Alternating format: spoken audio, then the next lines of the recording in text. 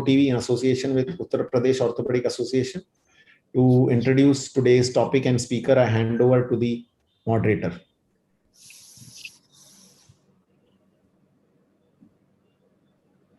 Unmesh, it's all yours now. Yeah. Okay. Good evening, everybody.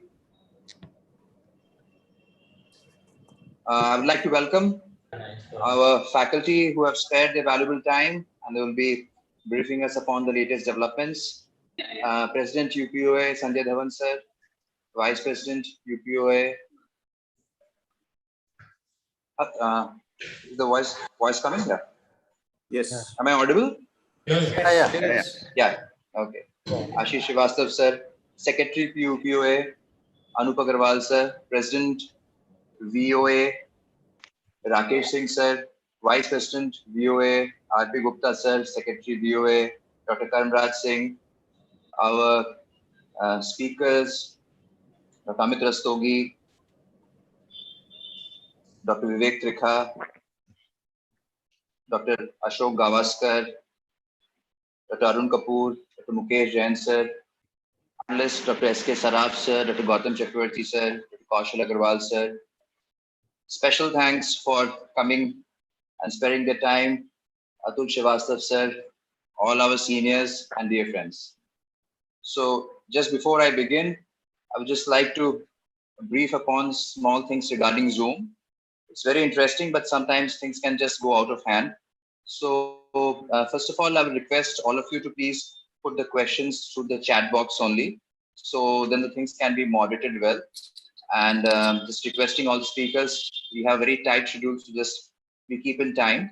The lectures are for 10 minutes each, and after each lecture, we'll have a 5-minute short discussion where the panelists will come inside, and the last lecture is for 20 minutes.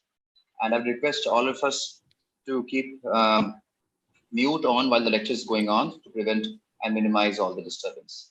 So with this, I would request Sanjay Dhawan sir to give his presidential address. Over to Sanjay sir. Thank you, Unmesh. Very good evening to one and all present here.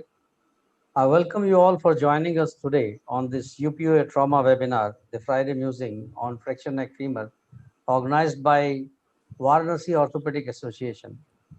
I congratulate the team VOA for taking such an initiative and expect many more from them. My sincere thanks to our IOA Vice President, Dr. Atul Srivastav, for sparing time to encourage us.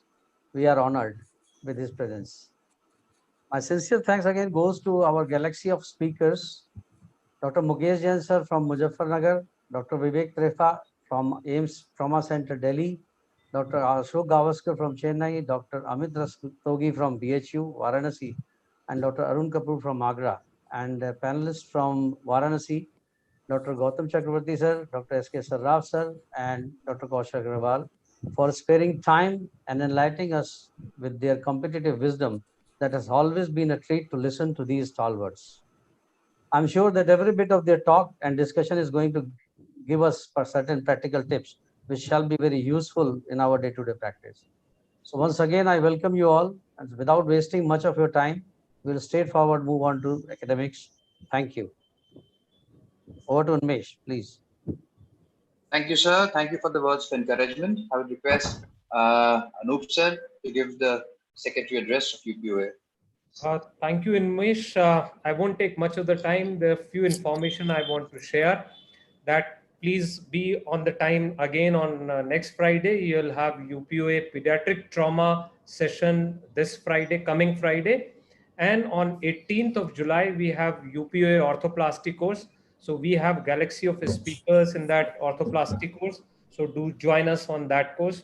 The information will soon come in your WhatsApp group and by other methods. And let me take this opportunity to thank two people. One, Ortho TV, Dr. Ashok Sham and Neeraj Bijlani, for taking care of all the paraphernalias. He is the man who is doing it on Zoom, Ortho TV, and we are on Facebook Live on the UPOA page and on the YouTube channel of UPOA also. And let me thank the Johnson Johnson people for taking care of other things to organize these webinars of trauma on every second Friday of every month. So thank you everybody for joining us. Over to you, Unmesh. Thank you, sir. So without wasting much time, we'll move on with our first lecture. Our first speaker is Dr. Amit Rastogi, sir. Everybody knows him. He just needs no introduction. Very senior, experienced surgeon, very good academic background, a very good teacher. Speaking on newer things in the open approaches to fracture neck femur. Over to you, Amit, sir. Right, sir. Shall I start sharing my screen? Please, sir. Please. All right.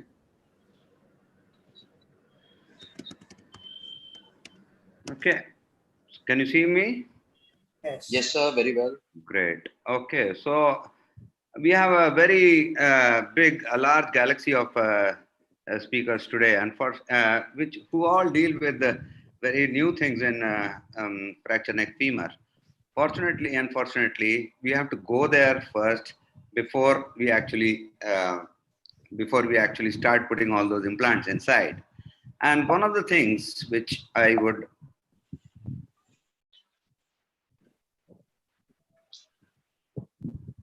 be talking about is open reduction and fixation. Now, most of the times, this has been an unfamiliar territory to us because we always kept on thinking that a closed reduction, we were seduced by this myth of acceptable reduction. There was also a fear of avascular necrosis and non-union because at that time, we did not have very good applied vascular anatomy, which we have been able to get in the last 5, 7, 10 years. And there was this feeling that AVN and non-union is basically inevitable and happens at the time of surgery and does not and as actually not preventable or thing. Even if we do decide how to do the surgery, the approaches, is there anything new there, techniques, how to reduce, and variations of that technique. Do we use standard implants or do we use standard implants in a new fashion or newer ones? So what is the evidence? When you start with a case, the initial assessment planning goes like this. You will always need a very good team. This is not an emergent surgery that if you get a case in the night, you go ahead and do that case in the night only. This should be, am I audible? Unmesh, am I audible? Yes, you are. Okay, so this is not an emergent surgery. Yes, you are very much audible. Yeah. Okay, so this should be actually the morning first. Always get a contralateral hip X-ray and a CT if you've got a lot of comminution. Recognize that there's going to be an apex anterior deformity. You can use a fracture table because it's a good way of maintaining a good close reduction. But then you must be prepared to do your open reduction on a fracture table should the need arise. The reason for all this is because quality reduction is the only way. This is the only single surgeon controlled variable which can give you good results. As a technical tip, if you have two IITVs, get both of them so that they can take AP and lateral simultaneous pictures. Approaches are the same approach. There is nothing new, much new about the approach, the direct anterior halter approach, a Smith-Peterson, which are approximately similar, and a Watson-Jones approach. Watson-Jones is my least favorite, so I'll come to it first.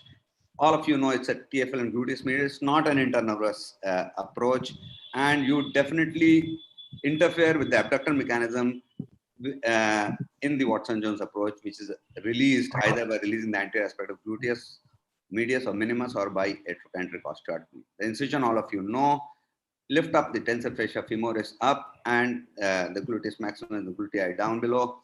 You can get, you will be able to see the gluteus medius and the TFL and the gluteus minimus.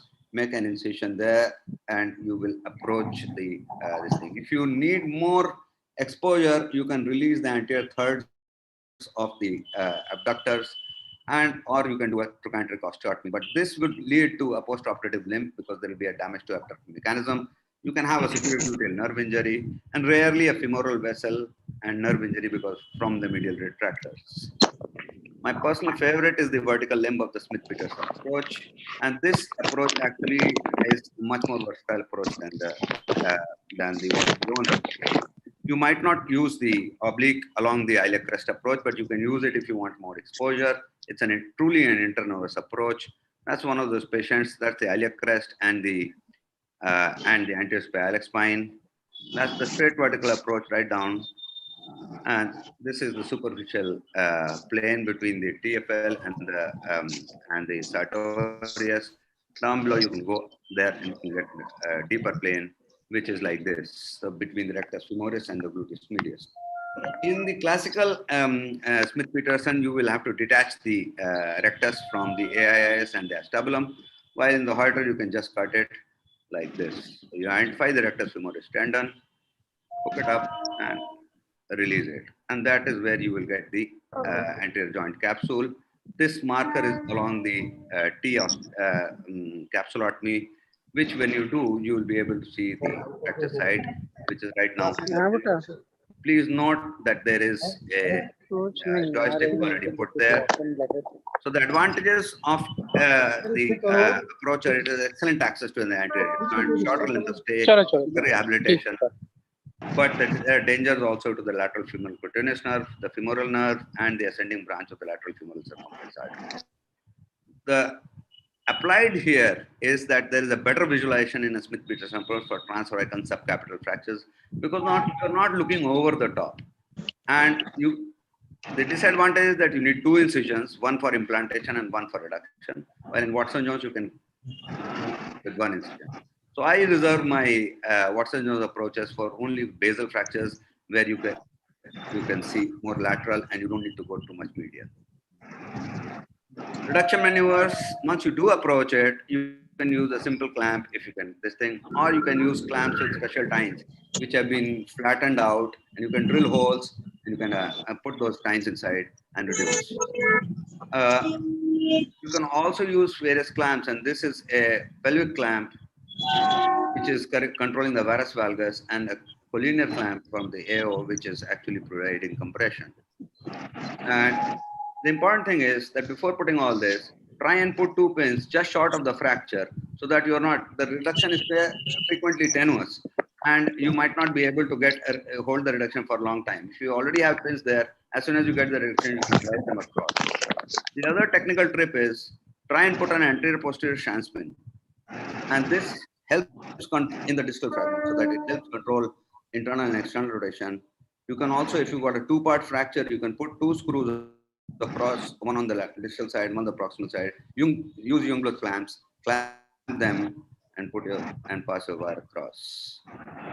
Here, what we are doing is we are using simply a joystick. You manipulate the joysticks to get your good reduction and derotate it. Now the joystick is lying absolutely flat so that you can actually get a reduction which looks somewhat like this. And you can see that there is significant posterior comminution with the posterior gap. Once you have that reduction, you can put your pins across. There are 3 pins here. Normally, right now in this kind of fracture, I prefer to put 4. That's where it is. If you've got a significant posterior gap, put your anterior screw first and compress it properly so that you don't have a femoral neck head roll back. And then you can put your additional screws. And the posterior screw is put last. So this kind of fracture, which you get, you can do a proper open reduction, get fairly good fixation.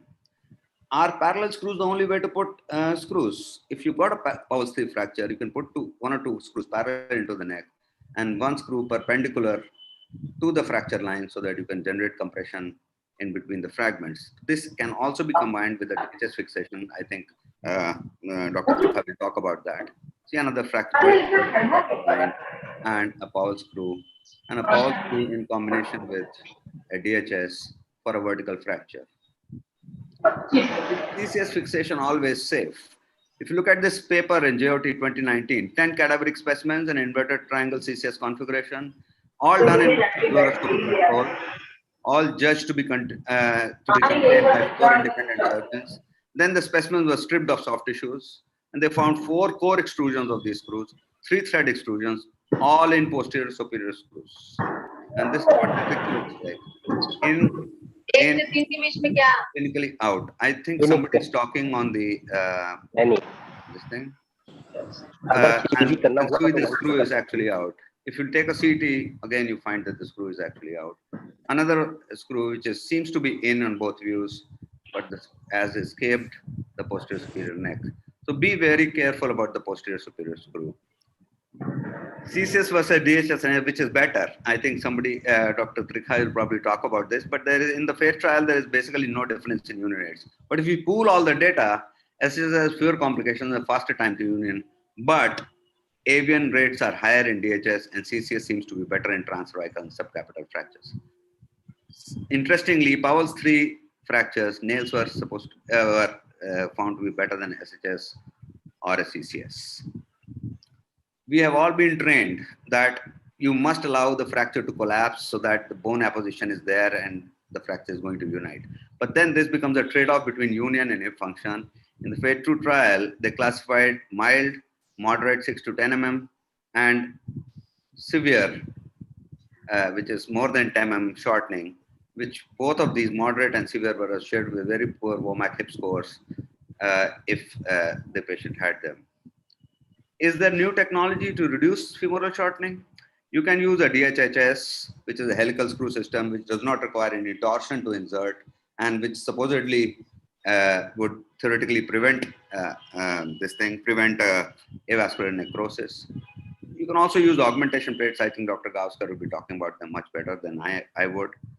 There are other special devices like Conquest by Smith and Nephew, which has spring-loaded 3 CCS and side plates, which very commonly used in North America. The Targan by Esculap, commonly used in Europe, and the femoral neck system, which I think Dr. Mukesh Jain is already going to talk about. This is the Conquest.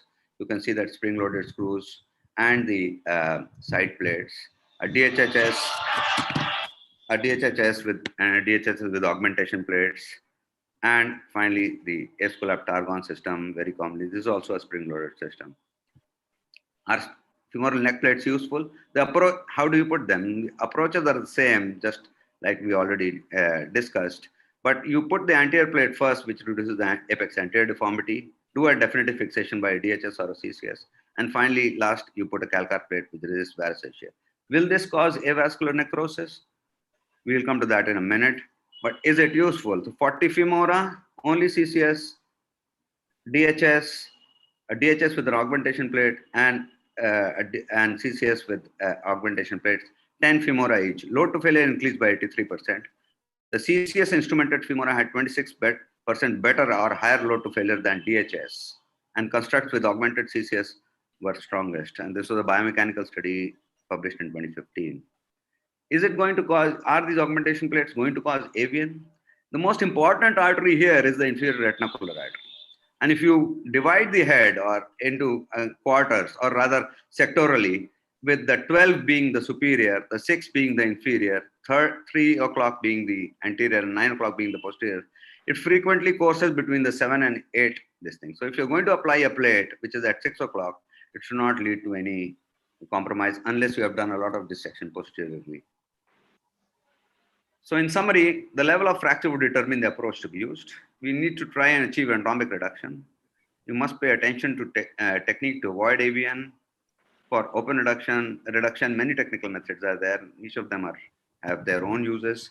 CCS, you can apply them in different configurations for different fracture types, but you must be beware of screw penetrations.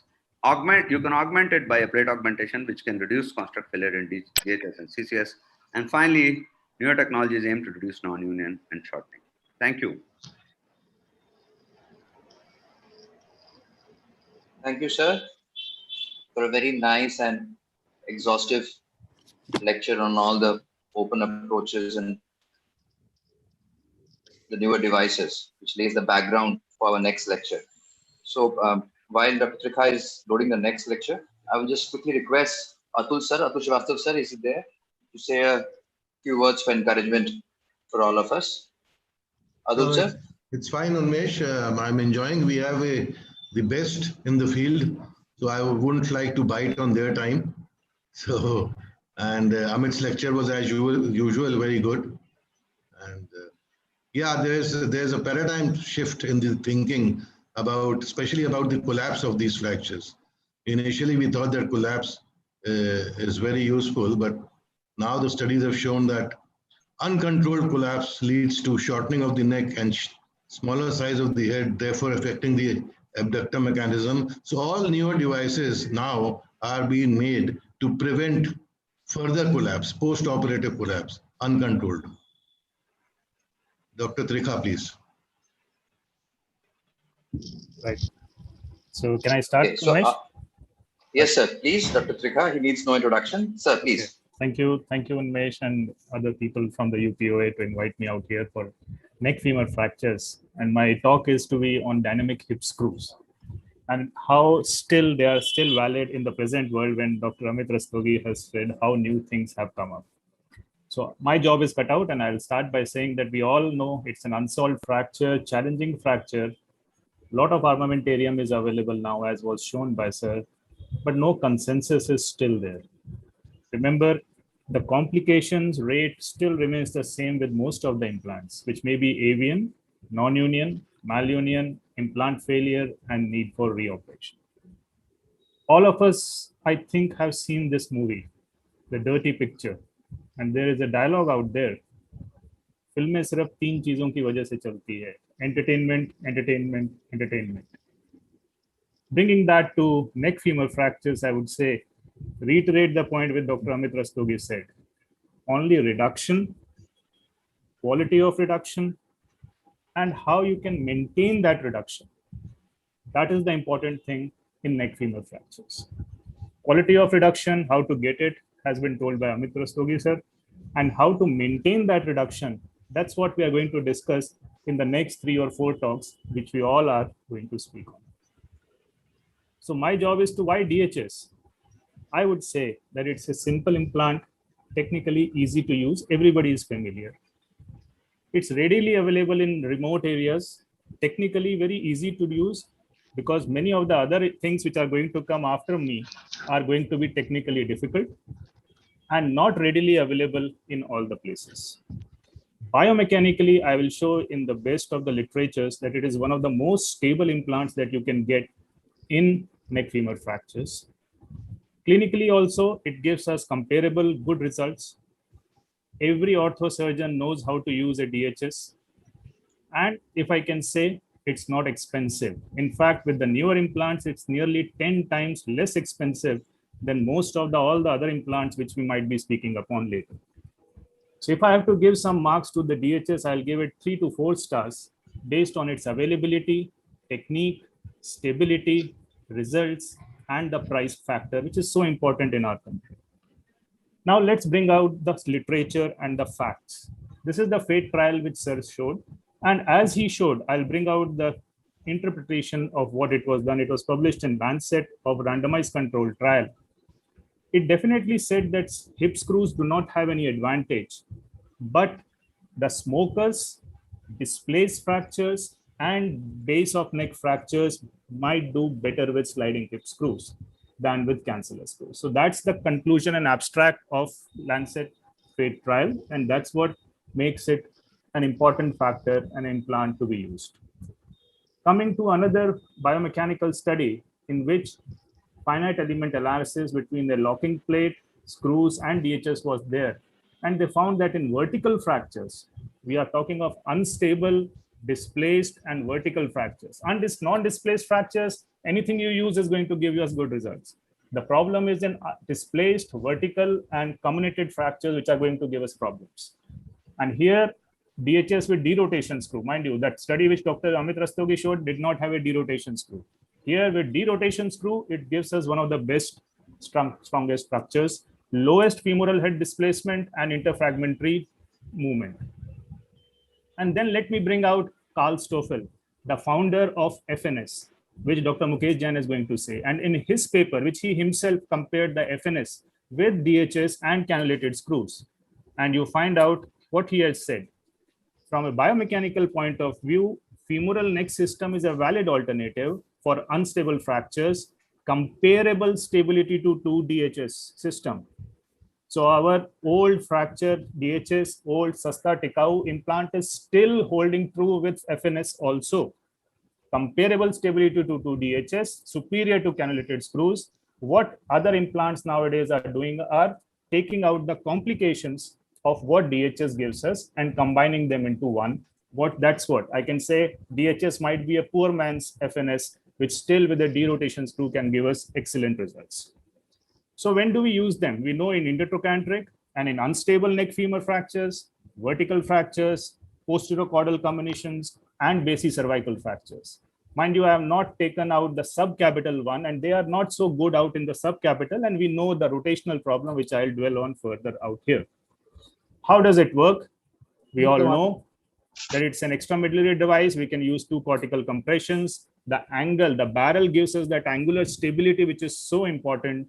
The lag screws gives us the compression and mild collapse. FNS also gives us 2 centimeter collapse, whereas the Phase 2 trial showed us that Slobojian showed us that if it is more than 5 millimeters, it's going to hamper the functional outcomes. Even FNS gives us 2 centimeters of collapse, which is there. So let me show the surgical technique. We all know we reduce it first. If we see that it's not good, we get the reduction, and then we start our DHS. We all know how to do it, so there's nothing new. What is more important is to prevent the rotation, especially on the left side, that you put in a lot of K-wires and then make it sure that you are putting in the derotation screws later or initially, depending upon your bone quality. I normally put in 2 or 3 K-wires before and then finally get the compression with the derotation as well. And this is what you can get. You can use, normally available is 4-hole plates. You can use a 2 or 3-hole when it is available and if it is available to you. Look at this word, unstable fracture pattern. You get the reduction which you want. And again, the same things, multiple K-wires, which will help you prevent the rotation when it is happening, when you are putting in the lag screw. And that is what is the main thing of complication, or I would say a negative aspect of DHS, which we all need to take care of. Rest, it gives us one of the best mechanical stabilities which one get in a neck femur fracture. You can see that it's not in the best of the alignments. There is slight varus out here, but the stability which is provided by the DHS and the derotation screw, that helps us even ward off the mild and the minor reduction problems which we have in neck femurs, which because it can continue to stabilize the fracture reduction for a very long time. And at the end of 3 to 6 months, you will find that the union has happened, which may not be possible with the cancellous screws or some other implants which we might be using. And that's his reduction, clinical outcome, which we have seen.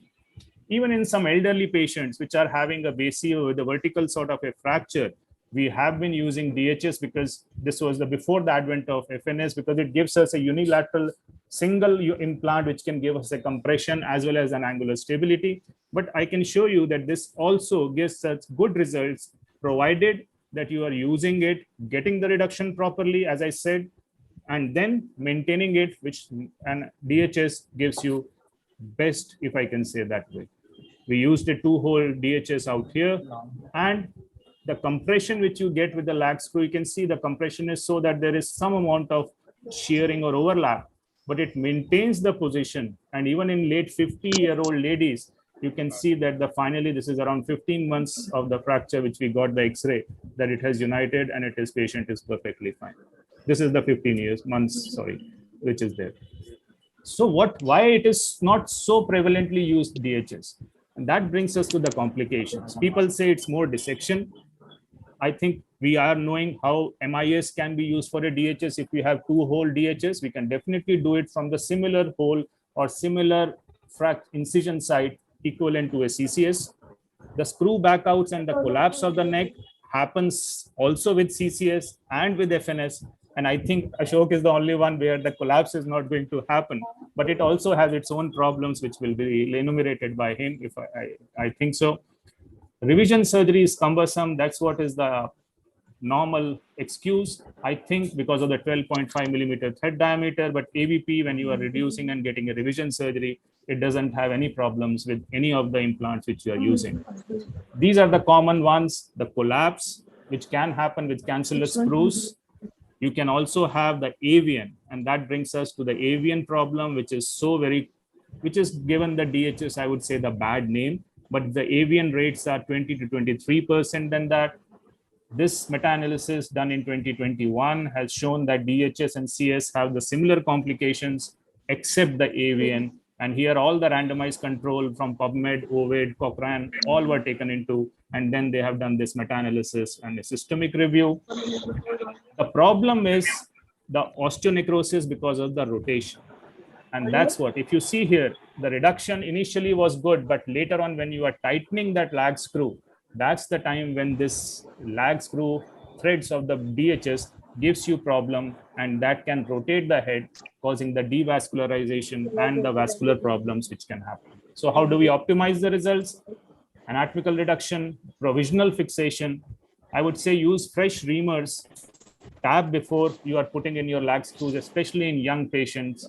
Especially be careful in the left side neck femur fractures, because the clockwise and the anti-clockwise movement which you are going to get, the clockwise in the left side is going to cause the rotational element, exaggerate and exacerbate that. Place the lag screw at the center, just like in other problems, tip apex distance of 25 millimeter or less, and you can definitely use a 2 or 3 hole DHS. So this is what you do when you have reduced it. You put in your guide wires, you put in some of the technique is that you put in the derotation screw first, which will give you the hold, and then you ream and put in your lag screw so that the derotation can be stopped, especially in the left side. And that's how you can get it and prevent the rotation of the femoral head. Or the second way by which you can do is you can put in multiple K wires, thick K wires, 2 millimeters or so, and more than that in all the interior and the posterior places, and prevent the rotational which is happening with the lag screws. One more aspect which nobody is going to say, I would say, in this seminar is the non-union part and the neglected part, which we all see so common in neck femur fractures. No other implant is going to be helpful, which we are going to discuss now, except the DHS, where we can do a valgus intertrochanteric osteotomies. Dr. Ashok Gavaskar has presented his paper, a good paper on this, subtrochanteric one as well. And this is one of the papers which I have taken because I use a angle blade plate, but just to confirm and add to my facts, I have taken this paper from AIIMS Bhubaneswar from Chinese journal, and the photographs are also theirs, where they have used the DHS with an intertrochanteric osteotomy for a neglected or a non-union of neck femur, which is also the plus point of a DHS with a derotation screw. So my friends, I'll conclude by saying, that reduction of the fracture neck is the key. Remember those three: reduction, quality of reduction, maintenance of reduction. Various options of fixation might be available. Some may have some plus points, some may not have, but DHS and CCS, along with some augmentations nowadays, have withstood the last 20-25 years of clinical experience, which other implants still are in their childhood or infancy, I can say. Mechanical stability provided by DHSs remains still the best among the implants in vogue, along with the derotation screw. The problem which is there is with DHS is the rotation of femoral head during insertion of lag screw, which increases the chances of AVN. And that's the area, if we can counter that, this implant, the poor man's FNS, can give you the best of the results. It still remains one of the very big standard modality for unstable, displaced, vertical fractures, and also in non-union for valgus intertrochanteric osteoarthritis. Thank you everyone for your patience here. Thank you, sir. Thank you, sir. Thank you so much for this extensive lecture with your vast experience. I will quickly take up a few questions. I will request our panelists, Saraf sir, Gautam sir, and Kaushal sir, to take up a few questions from the chat box before we move on to the next lecture. There are some questions in the chat box. What about the DHS and direct fracture presentation? I think Dr. Trikha has elaborated it. He has elaborated the use of DHS in direct fracture presentation. Double angle DHS and DCS is another question. It's been partially touched by Dr. Trikha. I think he can elaborate more on it. I would say that, sir, in neck femur fractures, in the acute neck femur fractures, the role of double angle implants may not be used because we are not, the angle of the neck and the shaft can be easily maintained being a neck intracapsular fracture.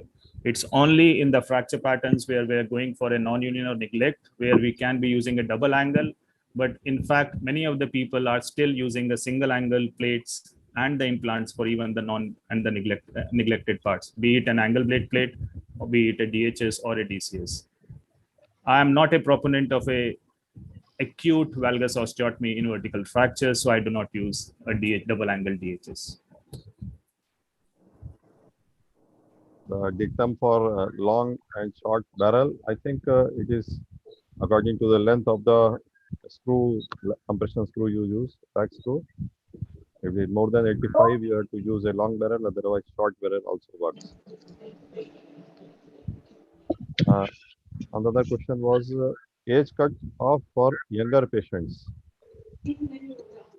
for DHS or CC screw. Dr. Trikha, your comments on any age foundation or for DHS or CC screws? You are mute. In a pediatric age group, most of the times, depending upon the fracture pattern, I use screws more because the forces are not that high. If I feel that the fracture pattern is amenable, I will be using a pediatric DHS, which is sometimes available with us. So you have answered one more question which was there about pediatric use of DHS. Thank you. Dr. Trikha. Dr. Trikha. Anji. After you put screws, would you like to give a spica in children? I would say that I do not use 4 mm screws in the children normally because the cannulated 4 mm screws have got a tendency to bend. So I have a special 5.5 screws which have been built and which have been built by me. I use them in most of my neck femur in pediatrics. And if I have a problem and I'm not happy with my stability given by my screws, I usually give them a cylinder slab rather than a spica, because that allows the hip not to be flexed because the knee is in extension. And that usually impacts. And of course, you will spare the epiphysis, you will not cross. Yes, definitely. Dr. Trikha, sir. Sir. What is your opinion about capsulotomy? That's a controversial thing. I normally, if I'm getting an open fracture, I'm doing it because it's obvious that in open fracture reduction, we are doing a capsulotomy. But otherwise, I have not been doing it or purposely, deliberately doing a capsulotomy. And I don't think that my results are any worse than anybody else's who are doing the capsulotomies. Why I asked is, you are absolutely right. This is still controversial. Most of us have realized that while we are drilling the drill holes, and after we remove the drill bit, you see a gush of blood under pressure coming out. So is that already decompressing the tamponade? Most of the time, especially when we are using the screws, we try to fix it with either sometimes inadvertently also goes into the acetabulum and sometimes deliberately also. So I feel that it can be done. That's what I said. There are people who are very big proponents of capsulotomy. I have not been doing it deliberately or purposefully, except in open fracture reductions when I do that. Dr. Ashok Gavaskar, your opinion on this? Which one, sir? Capsulotomy in femoral neck fractures.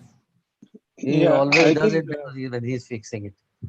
Yes, Ashok, please. I think the pool data shows like capsulotomy might have an advantage in reducing the incidence of AVN, but like as Dr. Trikha said, like if I'm doing a closed reduction, I'm not doing it. So practically, we are not doing it. It's theoretically more of a theoretical aspect than a practical aspect. I think the capsulotomy is a two-edged sword. If you don't do the capsulotomy, it causes tamponade. And if you do capsulotomy, you make it avascular. So you have to do a judicious capsulotomy, taking care of both the parts.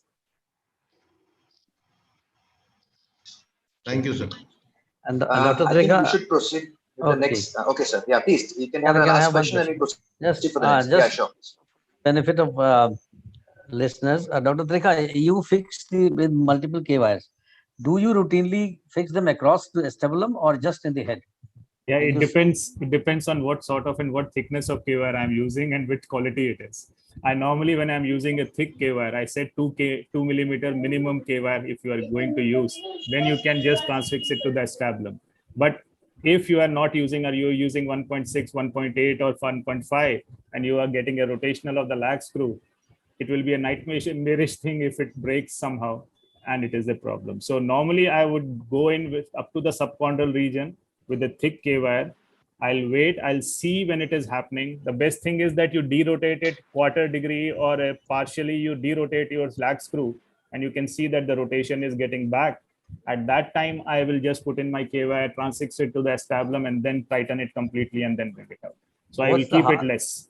What's the harm in putting 2 mm wires only and it's fixing it to the acetabulum all the time? You can do that. You can do that, but you have to use 2 mm. Never use your guide wires, which are so commonly available with your instrument box. And that's what we are normally using, or a thin K wire. Because if the rotation happens and you're not, I have got many 2 or 3 episodes in my life when my residents in the morning X-ray have shown me. And I'm just hoping that it is not in the acetabulum, it has gone inside. I use 2.5 or 3 mm K wires. Yeah. Thicker K wires will always be helpful. So I think with that, we'll proceed to the next lecture because we are running short of time. So I would like to invite Dr. Ashok Gavaskar. He's from Chennai and he's got a vast experience and he's a very active member in AO as well as he's an editor in the IJO and is also a member of AAOS. Over to you, Dr. Ashok. Thank you. Thanks, Unmesh, for the invite and also UPOA. And I'm sorry that there might be some repetition with the first talk, but bear with me. So I'll speak about my experience and also about what the literature says about medial buttress plating for Powell's 3 injuries. So if you look at this one, young 29-year-old male who has an intracapsular fractured neck of the femur on the left side, you can see eye verticality of it, classified as Powell's 3. He's got no other injuries. And this guy, and this is the preoperative CT of that guy. You can see the fracture angle here much more clearly and also some evidence of comminution superiorly and posteriorly. And this is what was done. So I used a direct anterior approach through the uterine interval, did an open reduction to get anatomical reduction, and then used compression from the got compression from the lateral side implants using a partial threaded screw, and then converted that into a length stable construct using a fully threaded lag screw, 6-5 screw. The question is, you can see a small 3-5 pelvic reconstruction plate sitting anteromedially. What does that do exactly here? Is it a reduction tool for such fractures, or does it help to enhance stability of the overall construct, or both? So that is what we will look into as in this lecture. So if you look at the conventional constructs used for a Powell's 3 injury, we have the parallel neck screws. Of course, the main limitation of this construct for a Powell 3 injury is that, of course, they are not perpendicular to the fracture plane. But to me, the major limitation is that when you use parallel screws for a Powell's 3, there is no calcar for the screw to act as an effective buttress. What I mean is the inferior calcar screws. So in a Powell's 3, the exit of the fracture inferiorly is almost in line with the left set. So when that happens, the inferior screws lose their advantage to act as an effective buttress against virus. And it is subject to tremendous amount of cantilever loading and will fail with time. So they are not the best construct to use in a Powell 3. So what about offsetting this with an off-axis screw, which is nothing but a screw which is not in the axis of the femoral neck, but placed perpendicularly or more or less perpendicularly to the fracture plane. This has been shown biomechanically to improve the stability of the overall construct in a Powell's 3, but of course, this has never been shown in a clinical paper. To me, as Dr. Treka said, the best possible construct, a conventional construct, I'm not including the newer ones like the FNS or the fixed angle systems, but the conventional construct, I think, is the DHS, and then couple it with a screw so that at the end of it, you create a length stable construct whereby you achieve all your compression on table after an anatomical reduction. And then you do not want the fracture to collapse, because in a Powell 3 with a laterally based construct, it is very difficult to make sure the collapse that happens will be controlled over time, because the fracture angle is just not amenable to that. So at the end of it, you should have an anatomical reduction and a length stable construct. So I think a sliding hip screw with a length stable screw provides the best possible construct. So if you look at the current status of these constructs in a Powell's 3 injury, there are still concerns of eye failures and even non-union. Why? Probably because none of these constructs that I told you before is able to resist shear adequately. We do know that Powell 3 fractures, because of their verticality, is subjected to a tremendous amount of shear forces. So any construct that you use in these injuries should also be able to resist shear. So this was a paper from Frank Lipporaci, which looked at these constructs specifically in the Powell 3. They compared cancellous screws and the sliding hip screw. Both constructs were length stable in 62 patients. And in their study, they found out the failure rates or non-union were still pretty high.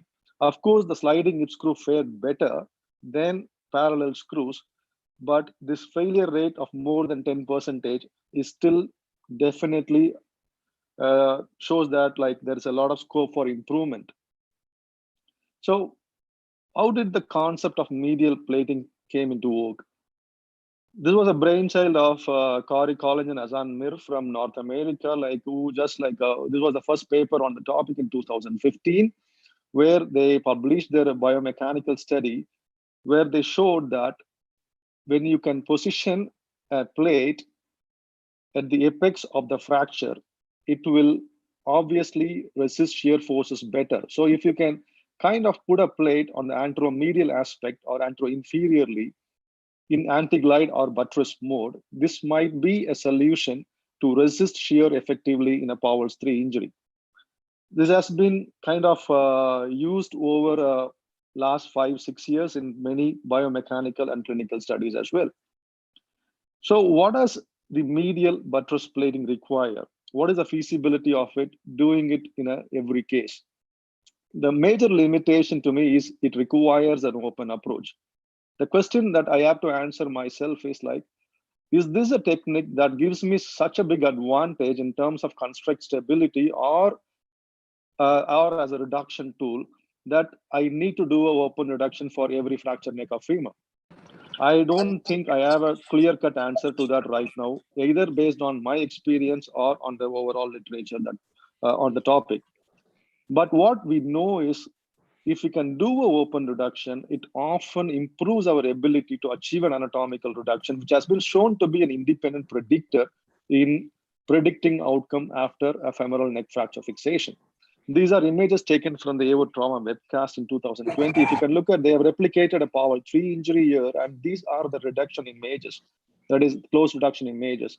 And it's quite easy to say that like it is quite tempting to put a couple of screws or a DHS from the lateral side because the reduction seems pretty good on these ones. But once you open up, this is what it looks like. You can see the anteroinferior apex with a lot of displacement. And this is what happens a lot of times in the clinical scenario as well. Our ability to predict anatomical reduction by fluoroscopy is often limited, and open reduction definitely improves our ability to achieve an anatomical reduction. So how do we go about it? What approach we use? As Dr. Amit said, like there are 2 ways to do it. Smith-P, I prefer a Smith-P compared to a Watson and Jones. To me, like it sort of gives me more space to work. And it also gives you much better access to the fracture apex, which is much more inferior in these fractures. So we take down the direct head of rectus tendon and then do a capsulotomy and go ahead and do it. But the disadvantage is it needs another approach for lateral fixation, but I don't feel that's a huge disadvantage. The main prerequisite is like a medial plating without anatomical reduction makes no sense, because like whatever implant or instrumentation that you're going to add, you require an anatomical reduction. So when this medial plating helps is like when you can get an anatomical reduction, especially at the apex, and then if you can buttress it then it might possibly improve your stability of a construct tremendously. So you need to achieve an anatomical reduction. And in fact, like whenever you are aiming for a length stable construct in these fractures, whether you use a medial plate or any other construct, I think it is important to achieve an anatomical reduction, so that because the fracture is not going to collapse anymore, you can't leave gaps, you can't leave step-offs here. And when you position these plates, don't try to fix them on both sides.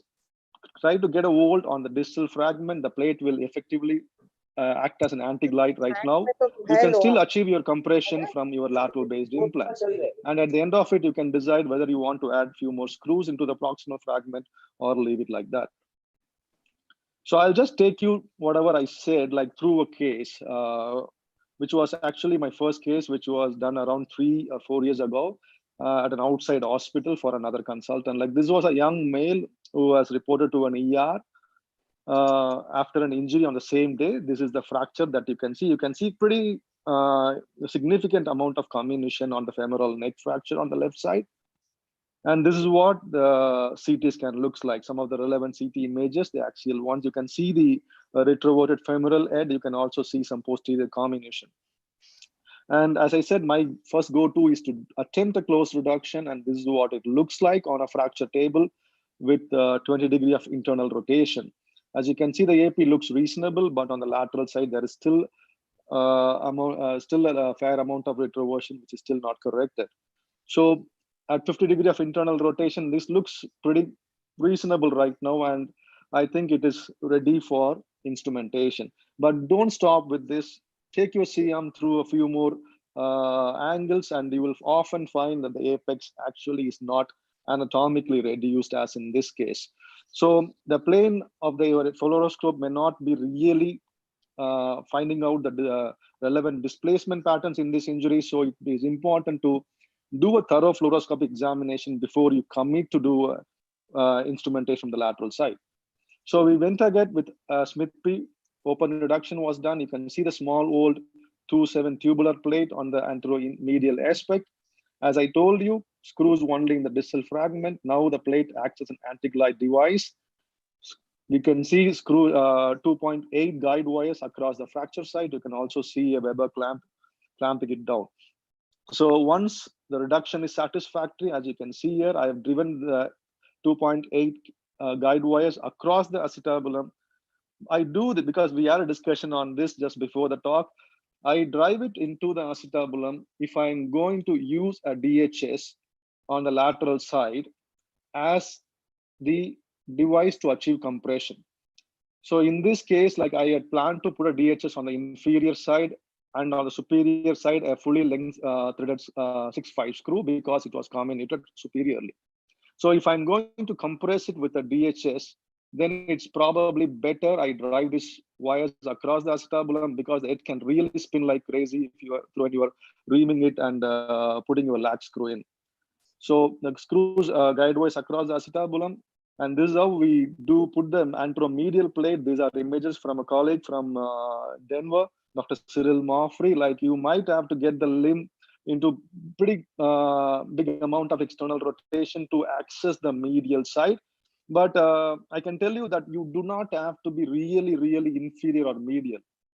Dr. Amit did touch about this. You just have to stay at around like 5 o'clock. It can be anteromedial because the most of the time the Powell 3 apex is not exactly inferior. It's more on the antero-inferior aspect. So you may not require this kind of external rotation all the time. So, and once you are done, like this is what it looks like.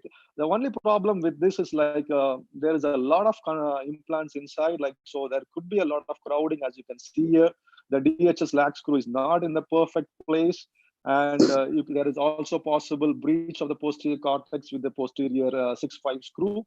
I didn't follow up this patient actually, but because this was it belonged to another consultant. But of course, like I don't think we had any problems with this. And as you can see, the 4-hole medial plate with screws only in the distal fragment. And this is what it looked like. This was the final fixation. As you can see, reduction is reasonable considering the combination we had. A small tubular plate, compression through the DHS latch screw, and then we maintain that length by using a couple of fully threaded screws. So what does the literature say about the use of augmentation medial buttress plating? Biomechanical studies have shown that if you can use an augmentation plate either with cancelous screws or with the DHS, it does increase the stability of the construct. There are a few clinical case series as well, but nothing prospective comparative so far.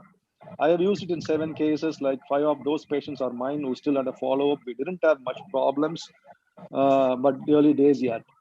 This is another patient whom I did recently, a 42-year-old male, a polytraumatized individual. He had a shaft femur, shaft tibia on the same side as well. And he also had a posterior wall acetabulum and another shaft on the other side. Head injury too. He was hemodynamically stable. And this is the X-ray. And my initial plan was to sort of like think about a retrograde nail for the femur, but I thought the fracture comminution was extending a reasonable, quite proximally. I thought like, can I get this with an antegrade nail? So I thought the neck won't be that difficult. But when I put him on traction, this is what it looks like. I could have probably used an external fixator or a femoral distractor on the shaft. That would have probably helped me to derotate the shaft fragment a little bit better, because with 45-degree internal rotation, I was still not even close. But I just thought of going again with an open reduction. And my plan was to do a Smith P, use a medial buttress plate for stability to resist shear, and then a long cephalomedullary nail. And this is what you can see, the fracture apex there, antero-inferior apex there, pretty much displaced. And this is how it was reduced. Shank spin again into the distal fragment to internally rotate it more effectively because it had a discontinuity distally. Another shank spin into the proximal fragment. Once and also a bowl spike. Once reduction is done, you can see I place my wires carefully on the anterior side so that I can place my cephalomedullary nail as well. And then once I was satisfied with my reduction, I go again and then get my nail in, and finally my anteromedial plate to improve the stability of the construct. And this is what it looks like immediately. And then at 3 months, at 10 weeks post surgery, his fracture shaft is still not uniting. Something needs to be done for that. Another case, a young male with again a neck shaft, high energy injury, again a Powell 3. Again, in this case, like it was pretty straightforward for the shaft. I thought like, so we had pretty good real estate. So we went again, did a retrograde nail. And actually this case was initially came in the night where another team did this, splintered the shaft fracture and then fixed it. Fixed the femoral neck after a closed reduction. As you can see, it was not a great reduction. The comminution didn't allow them to get a great reduction, and this is what the post-op CT showed us. So I did a revision on this actually. So open reduction, and then we went ahead and used a 3/5 1/3 tubular plate. Not the best position for a plate because this was slightly more anterior, but not exactly infromedial, and this is at 6 months showing an uneventful outcome. So what are the concerns with medial buttress plating? You have to understand that this is an intracapsular implant. So do not use too long a plate, preferably a 4-volt, not more than that is often required. Yeah, if you can use a 2.7 plate, it is great. 3.5 isn't bad either, but make sure you position them correctly so that you don't create impingements. There are reports that intracapsular medial plates can lead to femoral neck, the plate impingement on the acetabulum. And also make sure you keep your plate at around 5 o'clock. Don't have to go really inferior because you might interfere with the inferior retinacular arteries, as Dr. Amit pointed out. So in summary, medial buttress plating is an interesting concept. It's biomechanically sound in Powell 3 injuries because of its ability to resist shear forces much better than any other implant that we discussed. It's anatomically viable because it is not a difficult technique. The anteromedial portion is pretty good for plating. And in terms of interfering with the vascularity, I don't think it matters much, but it needs an open reduction, and you need to sort of like weigh whether you need it just to add a medial plate or to improve your reduction. I think like my take would be like, if I need to improve my reduction, I'll open it and probably add a plate as well. And you also have to remember that this is not a standalone construct. You need to use it always in combination with more robust lateral based implants. So this technique is promising, but it needs further control based clinical studies to validate it. Thank you.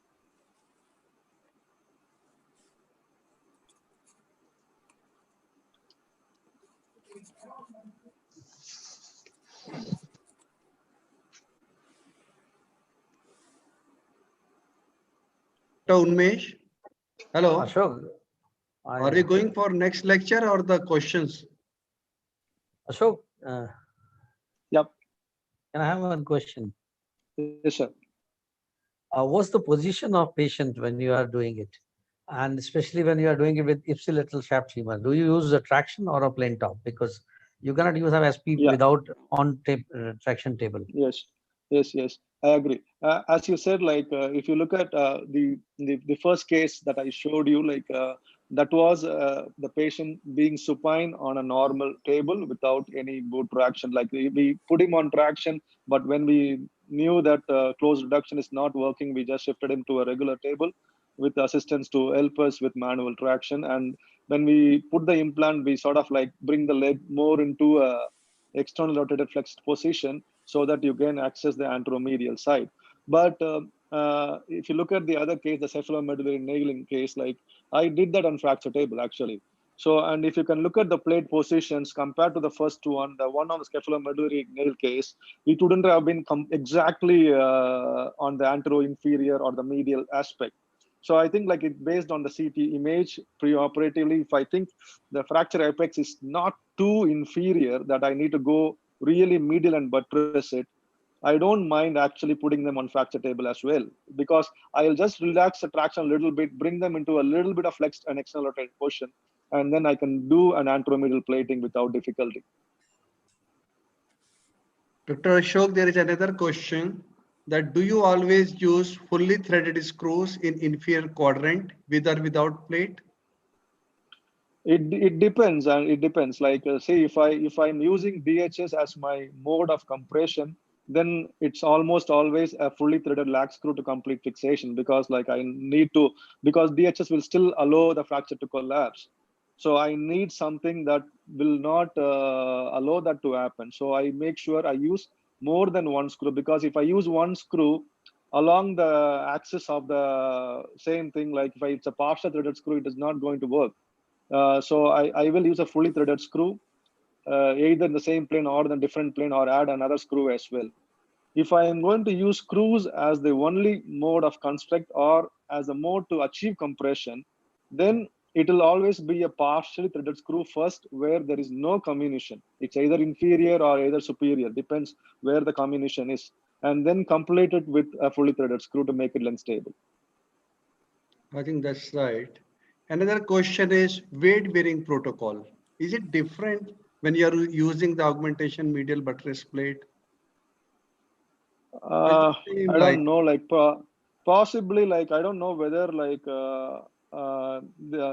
whether I use an augmentation. There are proponents of proponents for early weight bearing, irrespective of whether you use an augmentation plate or not.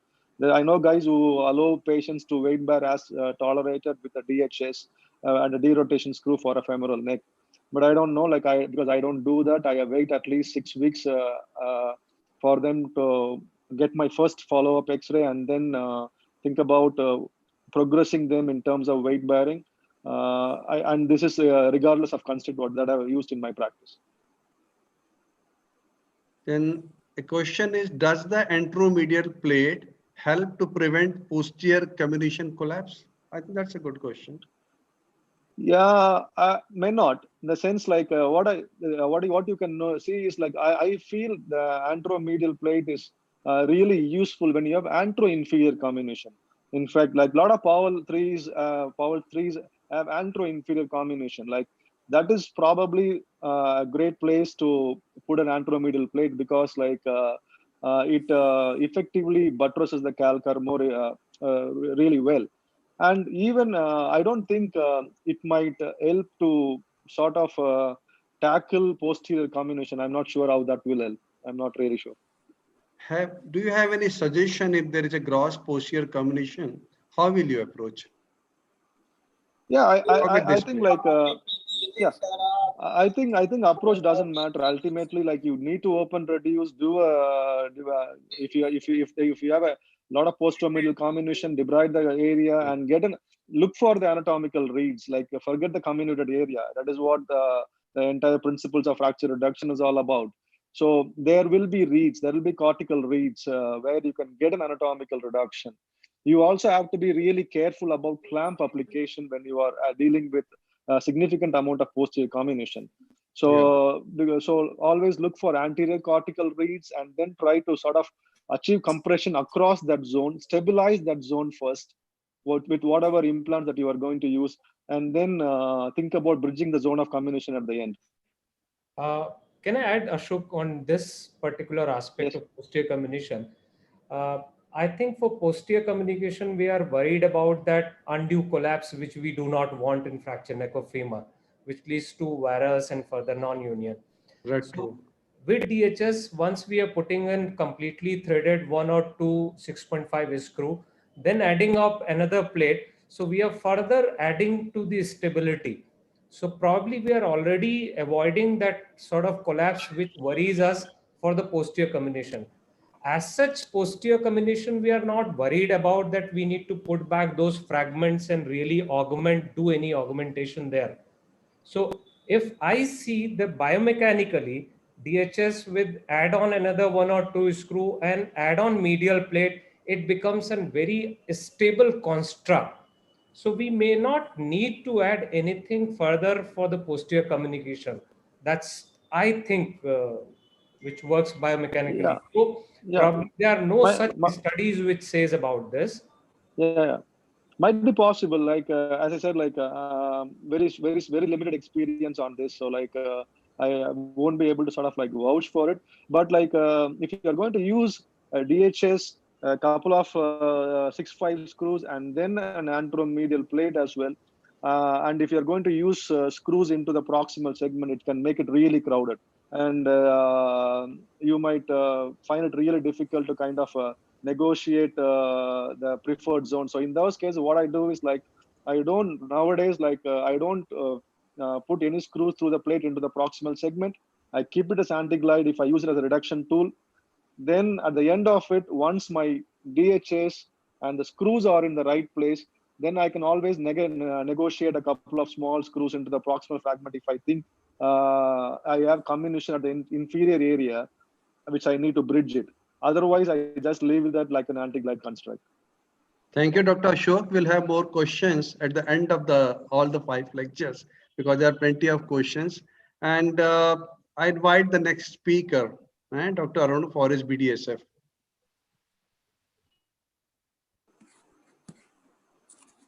Is that visible? Yes. Well, I'm in pretty august company, I'll say. Definitely. And I'll thank Varanasi Orthopedic Association, the members, and all the dignitaries of the UPOA for having me here today. Thank you so much. I'll of course be talking again on the BDSF technique. That's a relatively new aspect of the fixation. Back in 2011, Filipov had first established this.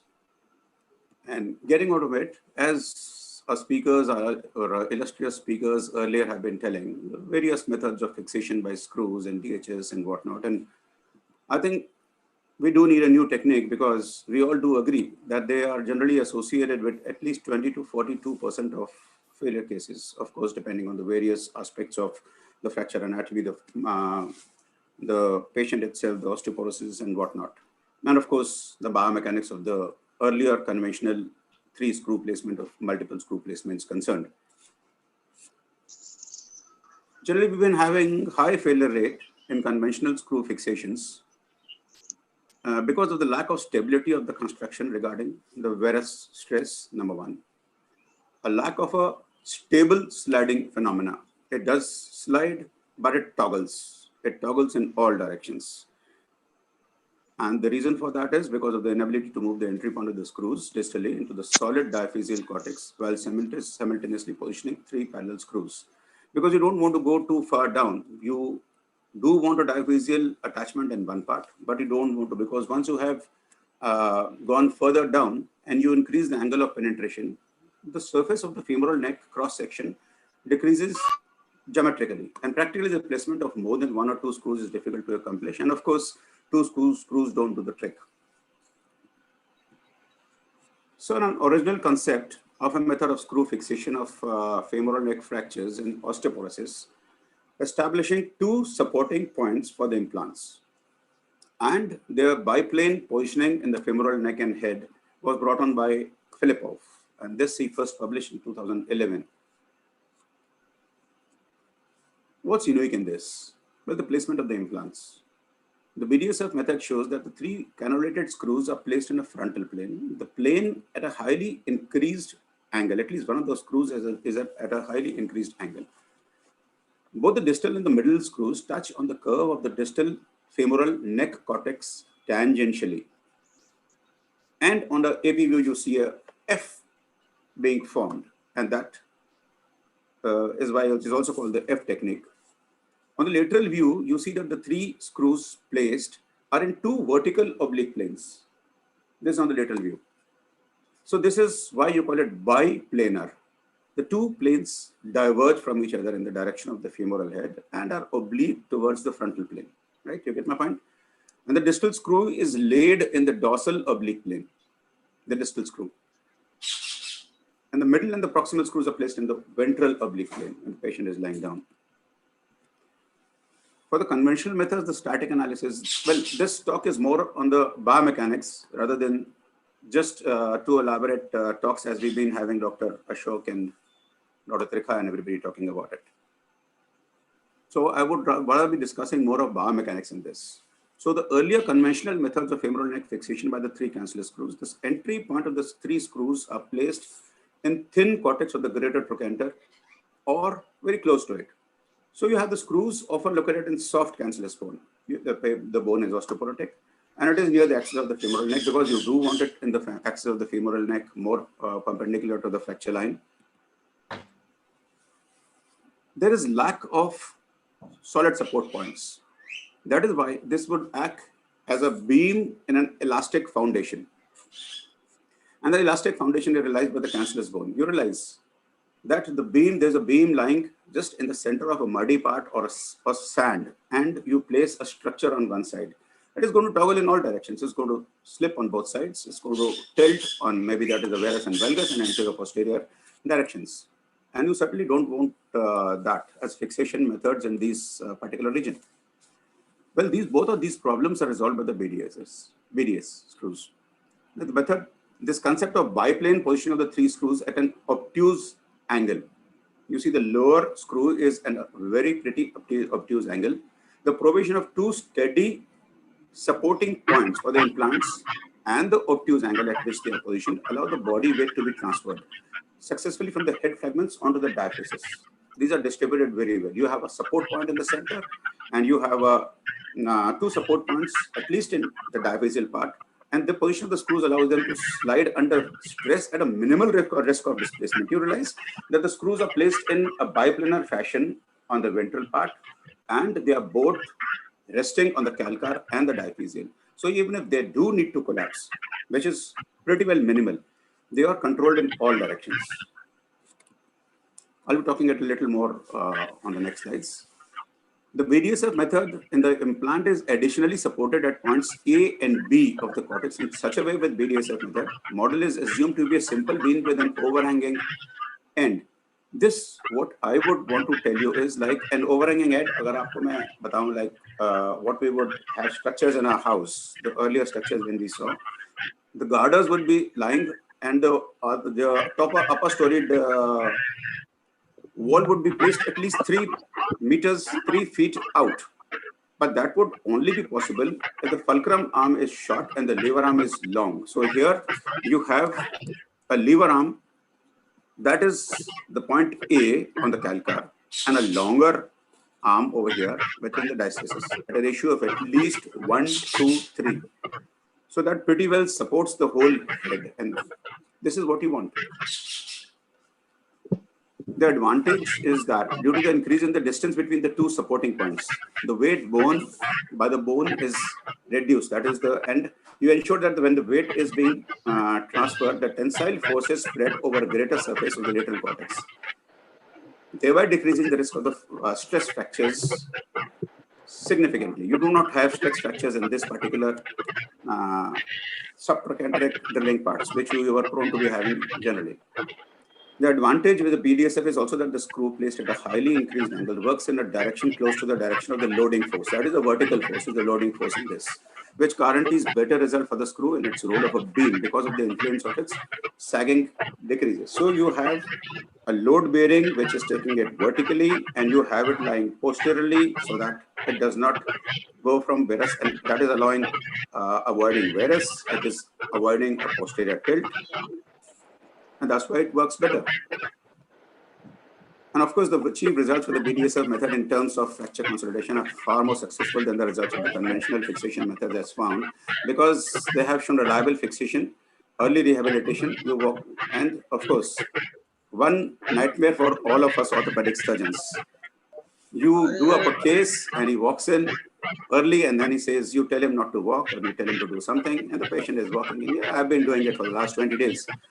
So this is, of course, again, another helpful pattern over here, that the patient can walk earlier. We'll get into the operative technique. You require 6.5 self-tapping cannulated screws. The core diameter is 6.5 self-tapping cannulated, and an armamentarium of longer screws. That is for sure. That is ranging till a place 145. And I have placed 145 screws myself. Please mute the non-speakers. All the non-speakers are requested to mute themselves. Even in Filipov, he had quoted as 130 millimeters as the average length of the screw that was placed over there. Of course, what is mandatory is a good reduction, as all our speakers have already been telling. That is the first solely anatomical reduction is acceptable. You have to get it in a little valgus. The approach is very simple, as in any of the lateral approaches. Starting at the level of the lower end of the greater trochanter with a distal length of about 6 to 10 centimeters, stripping of the periosteum of the lateral diaphysis till about 6 to 7 centimeters. Firstly, we lay the guide wires. Now we go for the steps. We lay the guide wire for the distal calibrated screw first. Tip is placed 5 to 7 centimeters distally. The starting point is 5 to 7 centimeters distally from the base of the greater trochanter, in the anterior 1/3 of the surface of the stripped out diaphysis. And this is directed about 150 to 165 degrees towards the diaphyseal axis, with inclination from anteriorly coming distally to posterior proximally, so that after it touches on the curve of the distal femoral neck cortex, tangentially the wire goes into the posterior superior quadrant of the femoral head. The middle guide wire will come in next. And this is entry is 2 to 4 centimeters proximally from the entry point of the distal wire in the distal 1/3 of the stripped off surface of the diaphysis. The wire placed at an angle of 130 to 135 degrees towards the diaphyseal axis. Inclined from posterior, you start posterior from here. The entry of both the first and second screws has to be a little posterior. The third one has to be a little anterior, because you want to go anteriorly into the anterior part of the head in both the first and second screws. And this has to be inclined from posterior distally to anterior proximally, so that after it touches on the curve of the distal femoral neck cortex tangentially, the wire goes into the anterior inferior quadrant of the head. The last, of course, is the proximal guide wire, 1.2 centimeters proximally from the entry point of the middle wire in the dorsal 1/3 of the stripped off diaphysis, and close to the beginning of the trochanter. This is placed parallel to the middle wire. These two screws are the compression screws. Like, this is the clinical picture of what you would want the patient to be having. The guide wire number 1 and 2, the entry points are posterior. The guide wire number 3, the entry point is anterior. The steps of screw fixation. You over-drill the holes in the lateral cortex by using the 7 mm granulated screws in both the second and the third, the middle and the distal screws. The distal screw hole takes a pretty long time in making. You need to be very careful of that. You need to make it very oblique, use it very slowly, drill it very slowly. The middle and the proximal screws are placed first because they are perpendicular to the fracture surface. Release the foot traction and a several time impaction of the fractures with an additional tightening of the screws. Now this is very important. This was converted a little later when he had brought on a little later that. So this impaction is a must. Finally, the distal screw is placed. This distal screw is actually more of a beam screw. It is more acting like a beam screw. There is no iatrogenic subcontractive fracture, as people were skeptical about earlier. Filipov again revisited. That was and he published his views in the American Academy of the Orthopedic Surgeons in 2019 with a few more additions, and that is it reiterated that the constant fixation strength is provided during various patient activities. Immediate full bed bearing is possible after surgery for patients older than 55 years because you are able to impact better. The interdigitations fall by better, and you are getting a very good compression with both your screw number 1 and 2. The inferior screw acts as a console beam. It is not a lag screw. So here, the importance is you do not place a washer over here. The first and second screw will have a washer. The third is just as a console beam. You just want a short thread which is placed in the right position. There is no screw in the central femoral neck zone in the lateral view because one that is biplanar, posterior and anterior. The inferior screw should always be placed posteriorly. The middle and the superior screws are always anterior. There are contraindications. You do not want the patient with Powell type 3 which have an inferior combination. And for fractures which are starting in the mid-cervical line. You do not want to be operating on patients with very late diagnosis, and especially patients older than 55 or 60, you would rather go in for an arthroplasty. If you have a fixation failure earlier, no, this is a no-no. A small femoral head in elderly patients over 65, you would rather go in for an arthroplasty. If there are pre-existing pathological effects that have hip joint, then you do not want to be working on this. 2 or 3 more important points. Of course, your experience will come with time. The importance of the location of the screws, entry you have just noted. The number 1 and 2 are placed in the position of posterior and going anteriorly. The third one is placed anteriorly, or maybe sometime the entry has to be a little middle in the middle zone of the shaft, because at times you see that the patient has a little more anteversion of the head neck. So in that case, you do not want to be entering too far ahead. You want to be very clear of getting your screw very clearly on the posterior part of the head. The importance of the cortical screw support at the calcar for the third one in the posterior and for the second one in the inferior part is a must. The third hole for that, you need to drill very slowly, otherwise you're going to cause bone necrosis. We'll get on to a couple of cases. No comorbidity with a 65-year-old. Well, I'll say something like a 50 to 55 degree Powell's. The reduction is paramount. Wires in place for operatively. A post-off using a nice V on the lateral and F on the anterior. 45 days, 2.5 months. At 6 months, pretty well united. Don't think there is any head avascularity. The shape is very well maintained.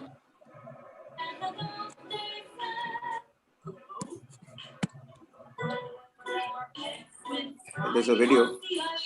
I don't think there is any reason for not to be working. Anyway, they're just showing the patient walking.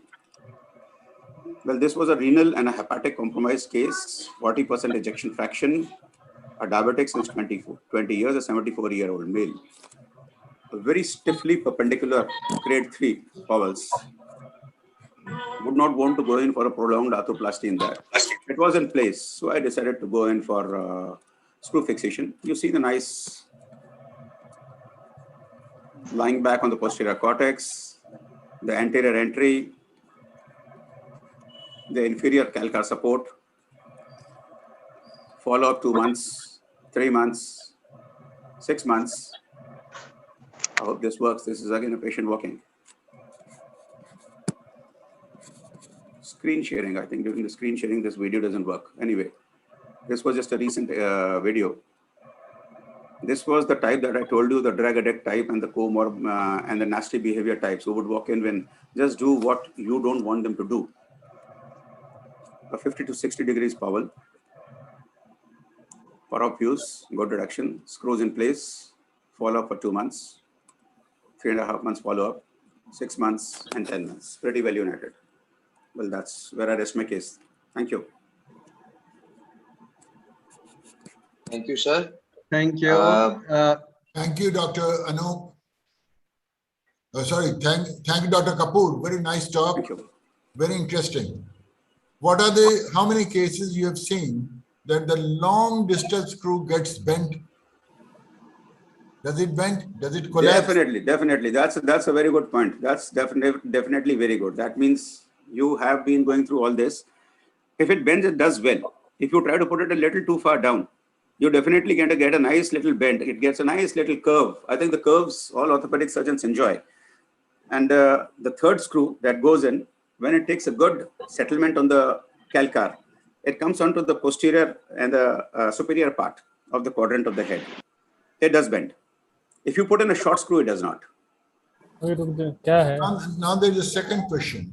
Yeah. If there is a lot of comminution on the posterior side, yes. So once you put this screw, the longer distal screw from anterior to the posterior side, then does it get support from the bone? Oh, definitely. Why not? It's going to get supported on the calcar. It is going to get supported on the stronger part of the diaphysis. It is going to get support on the calcar. It is not going to allow it to tilt posteriorly. That is why this type of BDSF fixation does well in posterior combination fractures. In inferior combination fractures, it's not very well propagated. There is another question. And then just to continuation of this, because of the biplanar fixation, the two anterior screws are also allowing the tilt to be negated on the posterior part. So you have the biplanar fixation which is avoiding that. There is another question from Dr. Kaushal. That is there any role of the washers in the proximal screws? Yeah, definitely. In the screws number 1 to 2, the washer is going to act like a mini plate. You definitely want very good compression over there. So once you want a good compression, you don't want the head to be sinking inside when you are compressing it, because you're going to do it in osteoporotic bones. The first is just lying in thin cortical part of the trochanter. The second is you can avoid, but if you are placing a washer, it is going to act as a mini plate and the compression is going to be definitely much better. The third one does not. Third one is not propagated. You should not do it. Okay. Can I, sir? Can I? Please, sir. A very nice presentation, Dr. Kapoor. I would like to have the opinion of the house as to how many of you are using this technique. We at Agra are using it very, very frequently with quite satisfactory preliminary results. All of us are doing it at Agra. So I would like the opinion of the house as well. The most important aspect of Dr. Kapoor's presentation is the placement of screws. As he mentioned, the beam screw goes into the posterior aspect and the other two screws in the anterior aspect, so that in the lateral view you have a perfect V. Unless you have a perfect V on the lateral view, your screw placement is not good.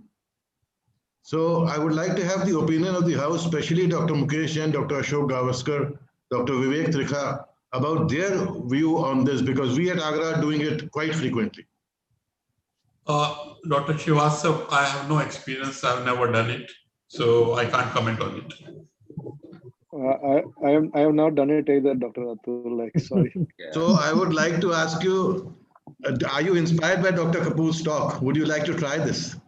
Definitely, it's an evolution. You see, we are looking for an evolution. We are looking for a solution. So this is one way to have a solution for it. All of these things, yeah. The results coming from stalwarts like you would add to the data. Yeah, Definitely. Dr. Atul, hello. I have read this article so many times because I like it so much. It is so convincing. It is absolutely convincing, but I have not used it. Just maybe afraid of the technique over there. But otherwise, I tell you, it's fantastic. Sir, do use it, sir. It's so good. I recommend to use it. Unless you use it, you will not know the pros and cons of this technique. And Agra is the leader, I know. I think Agra people should go to different places for a workshop and demonstrate to every one of us so we can use it. It's a wonderful technique, I tell you. Since you are convinced, sir, I think you should definitely be going for it. It is definitely giving wonderful results. And particularly the case that I have one failure, but I had a frank failure. And that was a case of very heavy lady. It was more of a cervical type of a fracture. And I had placed screws over there. The reason was the patient was very cooperative. I was a little scared. It was in my early days of fixation. I had asked the patient for not weight bearing, as we used to do earlier. Let the callus form, or let the fracture unite a little bit, and then we'll do something. And just because of the late walking and late weight bearing, that patient failed. And the patients who have been brash, the patients who just walk in when you tell them don't do this and they walk in, they do the best. That means if you have done your steps right, and the patient, this implant is forgiving, definitely. And you want early motion, you want the fixation right, you have placed your screws right, you will definitely get very good results. Thank you. So what is the weight bearing also? May I ask you? I started 20 days partial weight bearing, supported weight bearing, and that will be continued, supported and partial till about 2 to 2.5 months. And any age cutoffs? Over 60, immediate. Because you have already tapped, the indigitations have already settled in. And you have compressed. Filipov has done this till the age of 90 also. Yeah. So you are able to do it in younger patients also. But there, the interdigitations are not going to settle down very conveniently on the table. You want it to be more weight. You want to delay the weight bearing for about 20 to 25 days, and then more of partial weight bearing, crutch walking with younger patients. Can I add Arun, something on this? Dr. Ashok, can I take your attention to this particular technique because of two reasons which we were discussing while you were presenting. One is the buttressing the apex, and the posterior combination. So the infero-posterior screw perhaps takes care of both the things. Perhaps it appears to me in this technique. The only apprehension I have personally looking at this, the quality of implant has a lot of bearing on the further stability of this construct, because the screws are pretty long, I think 110 or so, or maybe longer than that. No, the long screws, you have a minimum of about 120 to 125, ranging up to 145. So I have placed 145 degrees and 135 degrees, 125 degrees in the third screw. So but the load coming on that inferior screw is axial load. That is axial load. So it bears. That's it, no? Yes. That's the beauty of this. And the weight distribution has been done by all the three screws. High, as we see. Yes, exactly. Right, sir. You are very right. So do you agree, Ashok, with me that probably it takes care of those two things or not? I mean, it's just my apprehension. Possible. Anup, like just the thing is, like I have no prior experience. Probably like if you guys do so much volumes on this, like I think we can probably like compare it with the parallel screw constructs for some specific fracture patterns to sort of like think whether I don't think, is there a comparative study on this one? Like I'm not sure. Like so. Probably we can think about it, because like I think like whatever said and done, we don't get more than 5 to 10 femoral neck fractures a year. The young ones, I mean, and not the old ones, the high energy ones, I mean. So those are probably a great way to do it. But as I said, like as you said, the theory looks fine to me. Yep. I think Ashok, that has really reduced the amount of compression, the collapse at the fracture site. And the advantage of that beam screw is that it is more in the line of the weight bearing of the axis, weight bearing axis. Do you guys use it for Powell's 3 as well, the vertical shear ones? We have tried, but we had a failure, but we try and avoid. Powell's 3 we have tried and we have succeeded sometime, and we have failed also. So, but we won't recommend right now for power 3 because that is area where we should try and avoid this technique. So I think we should Maybe we proceed can with the add. next lecture. I think we should, yes. Yes. Yeah. We can add with Dr. Ashok's technique. Yeah. So I would like to welcome Mukesh Jain sir, and with his vast experience, I know he will be just fascinating us with this new technique of FNS. Over to you, sir. Thank you. First of all, I should congratulate all the 4 faculties, especially Dr. Tirkha, Gavaskar, Rastogi, and Arun Kapoor. They have presented so well that I think all the information of the fracture neck femur are now absolutely clear to almost everyone. So my topic is only FNS.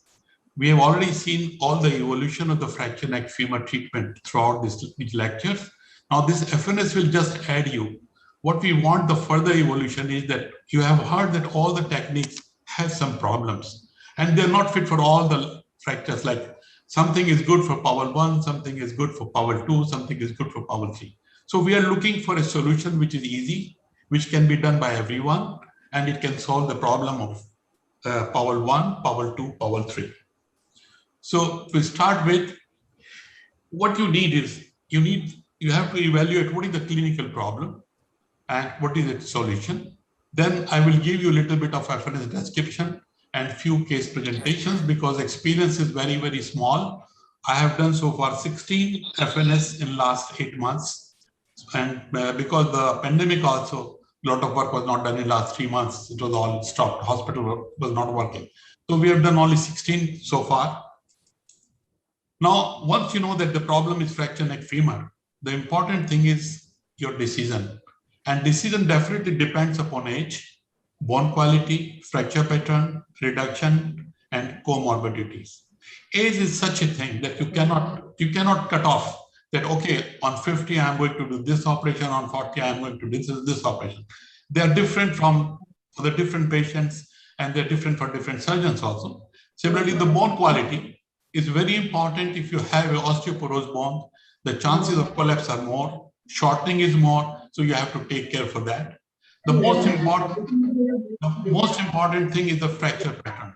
And fracture pattern, Powell has given us classification, what you call it Powell 1, 2, 3. It is up to 30 degree, 30 to 50, and 50 to 70. For me, you take Powell 1 and Powell 2 and 3 as 1. So we will divide the whole thing into the stable fracture Powell 1 and unstable fracture Powell 2 and Powell 3. Then another important thing is the reduction. Again, somebody can accept a reduction, a poor reduction also, and somebody wants a perfect reduction also. But the key is reduction is the most important thing, whether you achieve closed reduction or you achieve by open reduction. Today, the buzz is open reduction to achieve the 100% reduction. Then comorbidities, again important if the patient is diabetic, patient is hypertensive, patient is having rheumatoid arthritis, your treatment changes. For example, a 45-year-old man who is having a rheumatoid, the fracture neck femur, you cannot fix it. You need something different. For them, you need a total hip replacement. So everything keeps on changing according to these factors. Once you know these factors, you decide what you're going to do and then execute your decision. Now, the most important thing is to understand these Powell 1, they have compression element. They're not shearing element. So they are very easy to treat. But what happens if you put a screw in the center of the Powell 1? What is happening? That this will not take and this will cause collapse. There will be a virus because the screw is not supporting the inferior cortex. So what you need is that you need a screw which is just parallel to your calcar, and this will give you support. So there is no further virus.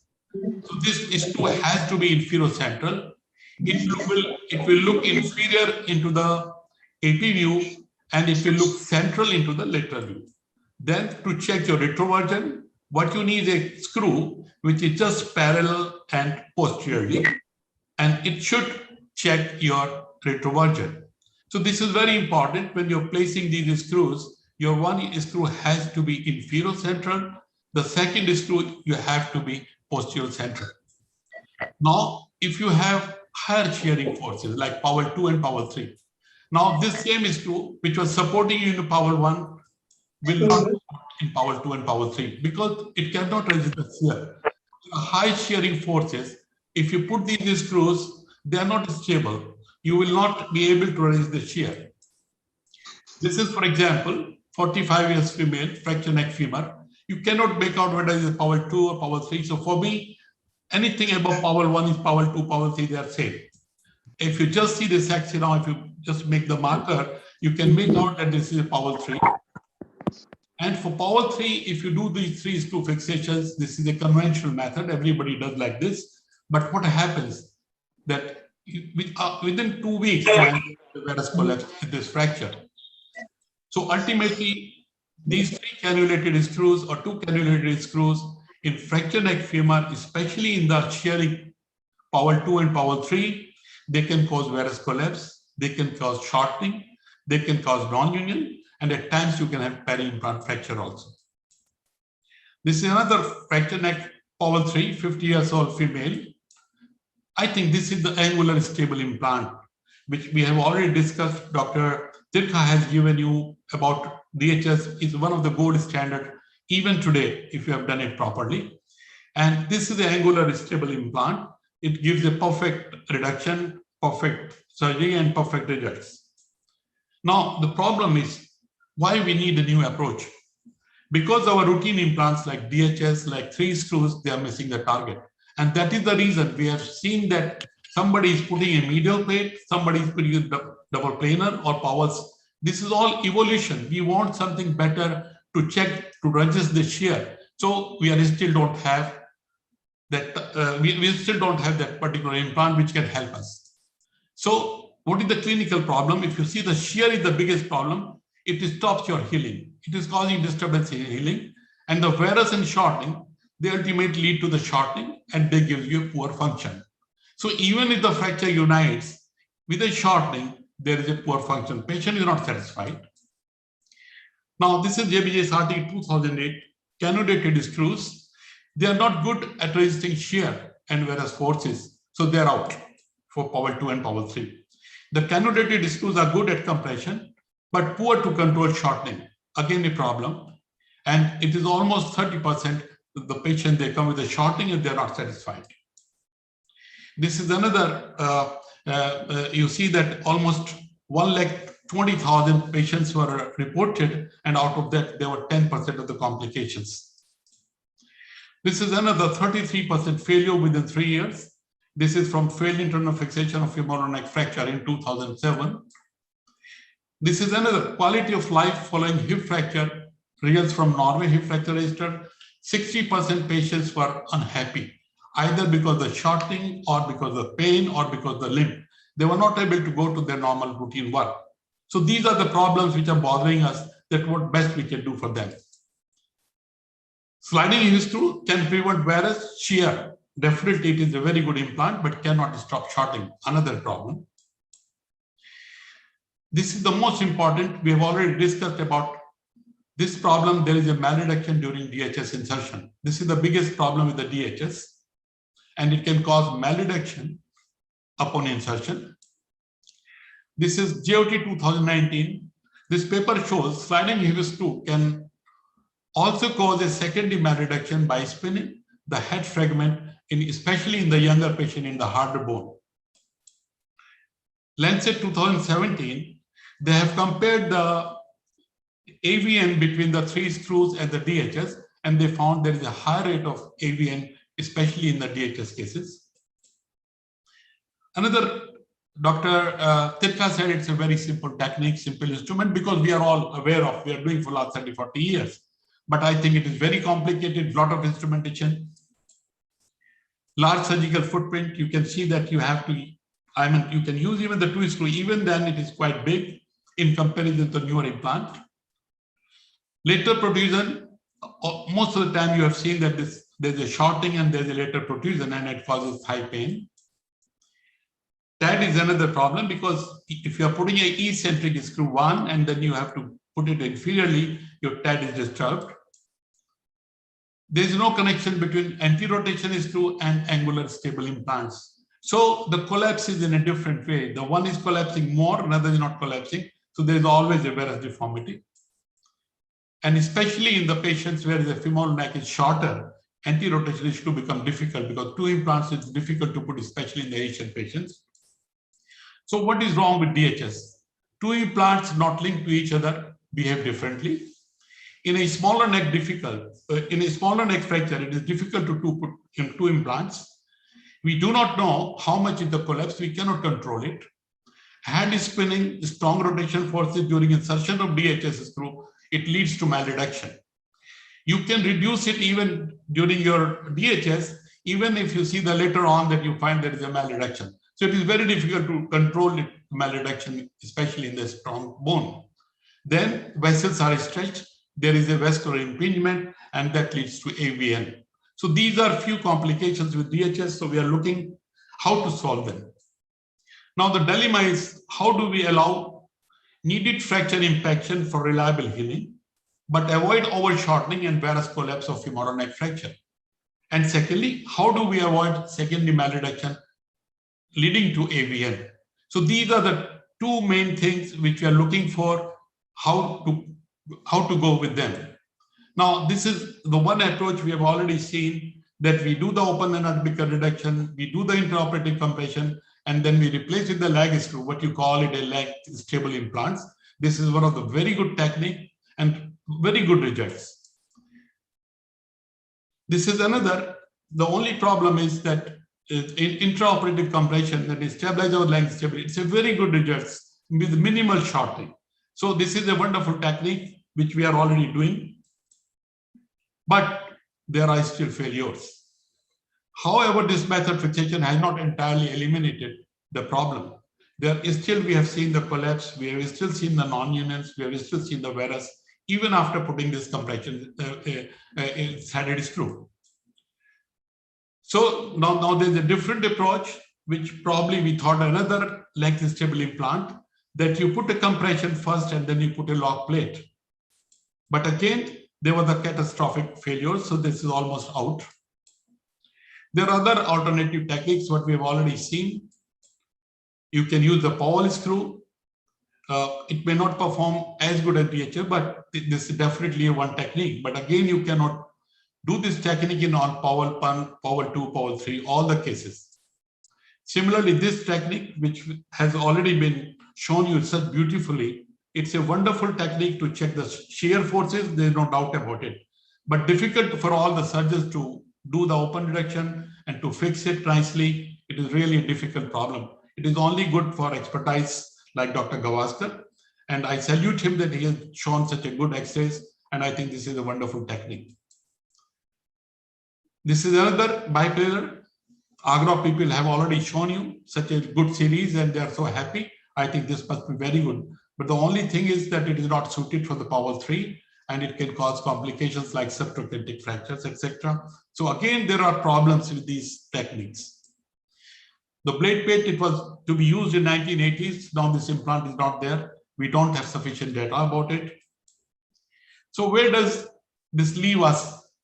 There's no doubt about it. Angular stable implants are very effective in registering varus and limiting shear forces at fracture site. There's no doubt about it.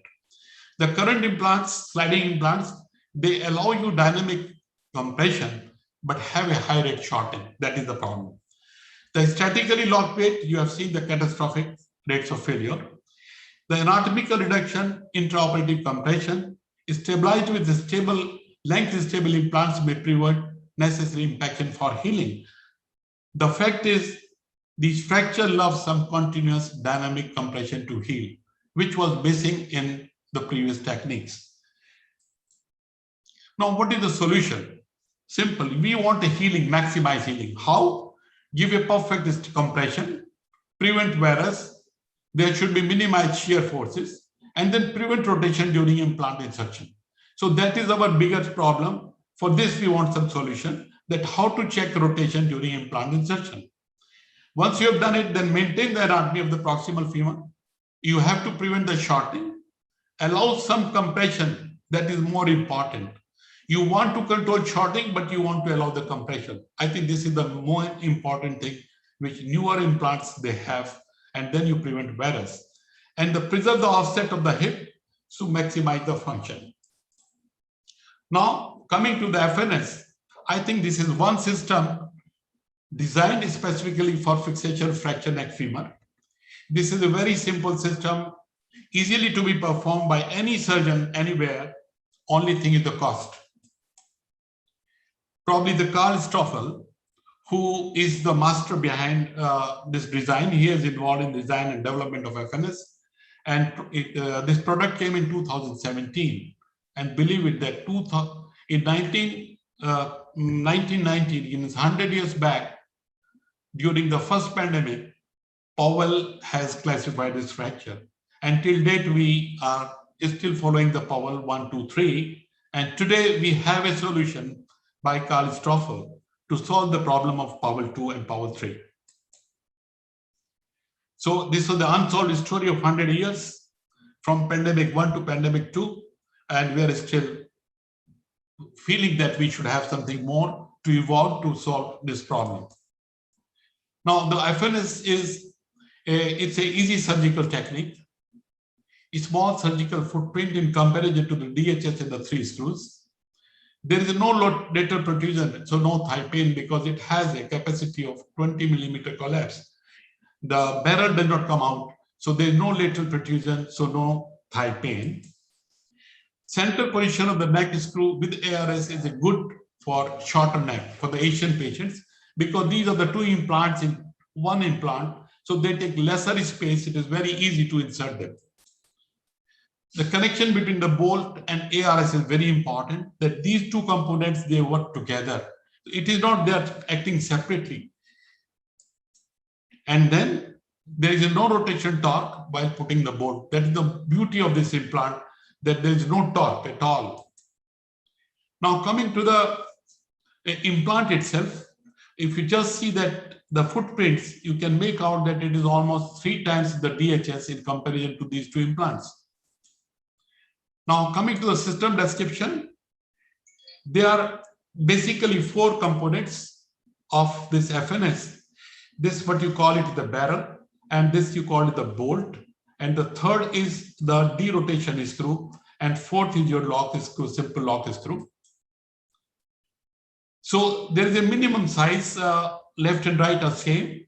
There is a possibility of up to working from 125 to 135 degree, and the barrel is at 130 degree with 5 millimeter locking bolt. For this, you need a 4.3 drill bit. It provides you perfect angular stability, and the plate size are only 2, 1 hole and 2 holes. Usually we don't use the 2 holes plate. They are definitely with a set, but I think 1 hole is sufficient almost for all fractures. The bolt size comes from 75 to 130, and this screw is again of the same size, but the size of the bolt. If the bolt is 75, you have to use the screw 75. If the bolt size 80, you have to use the screw size. This comes as a one kit, except this screw. So all the 3 components, the bolt, the barrel, and this is anti-rotation screw, they come in one kit, and this is a separate lock screw. Now, this anti-rotation screw, it provides you rotational stability. It is a diverging design between ARS screw and the bolt. It allows implant placement even in a smaller femoral neck fracture. The plate, it provides you angular stability once you fix with the bolt. It accommodates 5 millimeter locking screw. It reduces the implant footprint of the bone compared to 3 cannulated screws. Now coming to the instrumentation, there is only one instrument, what we call it a handle. And this is just like a triangular handle. It has 3 components, one for entry of the plate and the bolt, second for entry of the lock screw into the shaft, and this is called as this is the insert for your ARS screw. So it has all 3 different entry points, one for the plate and the bolt. This is for the anti-rotation screw, and this is for the lock screw. So it's a very simple instrument. You just put a simple K wire into the center of the neck in the AP in the lateral view and drill over that and just put this implant. So within 5 to 10 minutes, you can do the whole surgery. Now there are different companies, they are coming up with the same concept. Here we have the Esculap Tragon system. Then we have a Smith-Nephew conquest system. The results are not very good, not very satisfactory. There are a lot of problems with these implants. Now, just coming to the few examples, what we have done. This is a Powell 3 fracture neck femur. You can see that there is a varus deformity and there is a retroversion, and there is a combination also on the posterior side. So what you need is a simple, you just try your reduction, close reduction. If you can get a perfect reduction, you're happy. If you cannot, go for an open reduction. Then you put a central wire, it's a guide wire, and then you just ream over that, and then you just slide your bolt over the guide wire. And then you just lock it after putting that into the shaft so it becomes angular stable. And then you put your drilling for ARS, and then you put your ARS rotation screw. So by putting this, it is an angular stable implant, which has almost the same stability as DHS, but the rotation part is much higher than DHS. It is 1.5 higher than DHS in capable for rotational check. Now, this is immediate postoperative X-ray. You see the AP view and the lateral view, centered. And this is after 5 months. You just see that this was a Powell 3, completely rotated, comminuted. There was a retroversion, there was a varus. And after 5 months, if you see that there is no collapse and the offset is absolutely normal. So there is no question of shortening. There is no question of any limp. Abductors are absolutely perfect. Another example, 36-year-old male came with a complaint of pain in hip 5 days back, Powell 3, Garden 4. Again, center to center screw, FNS fixation. Then you can put some compression also with this implant. This instrumentation is so good that you can put 1 or 2 millimeter compression also. And this is final post-op picture of hip. And this is follow-up after 2 months. Fracture united within 2 months. There is no varus. There is a minimum collapse and offset is normal. This is after 3 months. You can see that the clinical presentation that after 3 months, patient is walking absolutely perfect. Usually these patients are starting movement almost after a month, they walk normally.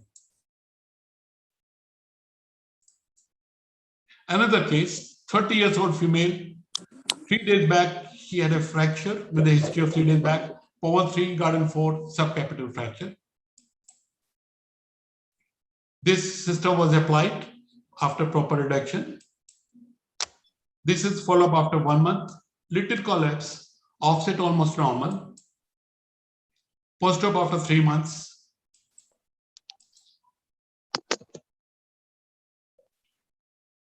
This is after 3 months, she's walking absolutely normally without any support. Another case, 64-year-old male. History of 3 days back, patient had a valgus impacted fracture neck femur. If you just see this is a impacted, valgus impacted fracture. Powell 2, Garden 1.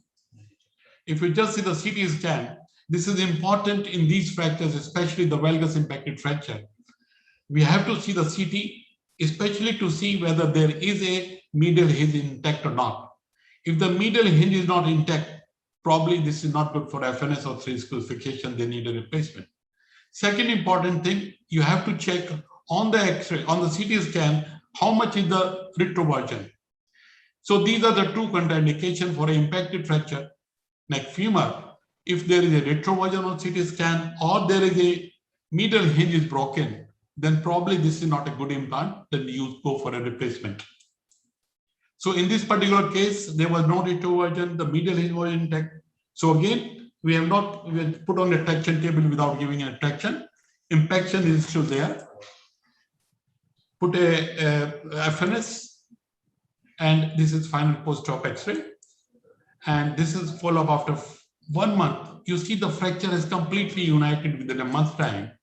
And this is after 3 months, there is no collapse. And this is the patient is almost walking comfortably without any limp. This is another interesting case. This is, I just added to increase the indications for this FNS.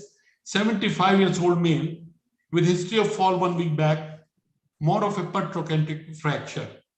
So these are the fractures, simple fractures. These are also indication for FNS. Previously, I did this rail almost 3 years back. And now this is the closed reduction. Guide wire and drilling and putting the plate. And this is the final post-op X-ray. And just after follow-up 4 months, the fracture is completely united. So this is another indication you can extend for fracture neck femur to the basal trochanteric fractures where you can use FNS also. Especially in these cases, if you feel you can use a 2-hole plate rather than 1-hole plate. Only important thing, this screw should be a little bigger so that it is easy to remove if you want to remove this implant. If you put it the same size, then many times there is a lot of callus formation. It becomes difficult to remove. So always put this screw a little longer. So to summarize, FNS is sliding angular stable implant with controlled collapse. That is the beauty of this implant, that it has a controlled collapse. It seems to be promising for Powell 2 and Powell 3, femoral neck fracture. For me, I think this is a green revolution because there is a minimum pollution at the surgery site. You hardly had a 2 inches incision, and you can do it in such 10 to 15 minutes. And it is so easy for everyone, for every fracture, whether it's a Powell 1, Powell 2, Powell 3, or a basal trochanteric fractures. You can operate all these cases by a single implant with a single instrument. Thanks a lot. Open for discussion. Thank you, sir. So I would invite our panelists, Dr. Saraf, Dr. Gautam Chakravarti, and Dr. Kaushal Agarwal to take the questions and put in their inputs too. Thank you, Dr. Chen. Very nice talk. Total, how many cases have been done? And what is the complication rate? And what is the cost of the implant? See, the complications are very minimal so far. I mean, in my 16 cases, I don't have complications, but yes, there are a lot of cases are reported from different countries, especially Japan has already done almost 3,000 cases. But if you see the European country, all the surgeons, they have a counting of 10, 15, 20. It is almost same what I have done. So our experience is very, very, very less. We cannot say, but so far there is no complications. But always that once any instrumentation or any implant, when you learn, there is a learning curve, there are some complications. But if you know the subject, if you know if you have the proper training, I think this is very easy to do and with less complications. Regarding the cost, definitely very high. At the moment, it is probably around 40,000 rupees, the complete implant. In comparison to DHS, if you take the DHS, it costs you 8 to 10,000 rupees, imported one. Local one, I don't know how much it costs. Sir, can we stop this screen share? Pardon? Can we stop the screen share? Oh, sure. I'm sorry. Yeah, go ahead. Can I ask a question, sir? Sure. Why did the company design a instrumentation which can produce, which can allow 20 millimeters of collapse when more than 10 millimeters is actually very bad for fracture neck femurs? Definitely it is bad. There's no question about it. The idea is that if there is a collapse in osteoporosis patients, it can happen. At least the screw cannot come out. That is the maximum it can collapse. It has already a space of 20 mm. And usually it is very unlikely to have 20 millimeter collapse. Hardly 5 to 10 millimeter collapse is there, which is good. I think there's a question in the chat. Okay, Amit, you are asking something? Yes. Sir, have you any experience with open reduction in FNS? No, so far I have not done it, but yes, open reduction we have done with the same technique, but Dr. Ashok has already shown you. But I have not done open reduction in this particular case in last 16 cases. Okay. Can I make a comment? Do you think it's going to be as good as for other modalities of fixation? For me, today it looks, it's a wonderful implant, but we have yet to see that any complication which may come in the future with different experiences, but so far I'm happy. Okay. Can I make a comment? Yes. Yes, sure. Yes, go Yeah. ahead. So as Dr. Mukesh said, like Japan probably has the highest experience on FNS because it was actually the brainchild of the Asia Pacific expert group, which then switched over to the lower limb group because of certain things. So Dr. Shoda and this group from Japan like probably has the highest amount of experience. And if you look at the complication rates in their series, it is still around 11%. So of course, like it involves a variety of fractures across all age groups. But that is the current, probably the largest series available on this implant right now. And I have used it as well, only just a couple of times, and one in a Powell 3. And it probably might work independently for a Powell 3, as Dr. Mukesh showed in quite a few of his cases. But like, I'm still reluctant. Like, I have used it in combination with other maybe an additional screw and to a medial plate. But maybe like it might work independently as well. Yeah, so actually what the thing is that Powell 3 would always require a buttress from outside. If you want to avoid all that shear, it will always require a buttress from outside. And I don't think there is going to be any implant actually, which will be an intra neck implant and will be successful in in resisting all that shear. Actually, the complications which we have already seen in this Japan series, there are a lot of things because it's a learning curve. A lot of things have been done wrongly. So this implant will take a little more stability, say after 2-3 years, then we can say where we stand. But so far, what experience I have, I think probably it's very promising, very promising. Yeah, true. Actually, like some of the complications in the Japan series are like not really exactly due to the implant, and they actually like had problems initially because their the lowest size available was 75, and a lot of these Japan patients were actually small, and they actually were actually pushing DPS for 70. So some of the initial complications were like, and a lot of complications that were seen were actually in the 2-screw group. And I think like gradually DPS might actually withdraw the 2-screw plate completely. I don't think there is a need for a 2-screw implant actually. So what's the diameter of that bolt? The bolt is 12 millimeter. It's 12 millimeters. And the screws are the anti-rotation screw? This is around 6.7. So do you put it still in the center, or have you shifted slightly inferiorly? It should be absolutely the bolt has to be in the center to center, and AP and lateral both. And this screw goes through your bolt, and it just divergent certain angle. So it just checks the rotation of the head.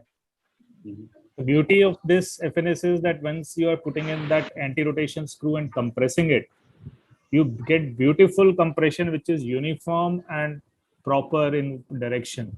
That's the beauty of it, because you already have an internal strut, just like Dr. Kapoor showed. There is a beam which is there right in the center of the femoral head, and the compression which is combined with it, it just compresses. So the compression, even if there is a gap out there initially, and if you want to get compression, what in our experience we have found that those 5 millimeter compression which is there, the gap, even if there is a gap, it beautifully stops and compresses with the anti-rotation screw. Yeah. Okay. No anti-rotation wire is placed before reaming. No, nothing. So how is the rotation during reaming checked? Actually, because you see, once you have reamed it, now you can check. You can have one guide wire in advance, just away from the instrumentation, just to check your reduction, to control your reduction. And see, the instrumentation is so sharp that once you rotate it, it doesn't cause any rotational stress. The rotational stress is more during the screwing. When you put your screw, DHSA screw, then there is a problem. Here it is a bolt. It just slides inside. So there is no question of rotation or a stretching of the vessels. Reaming also produces rotation. Definitely. But that can also produce, but it is too minimum in comparison to putting a screw.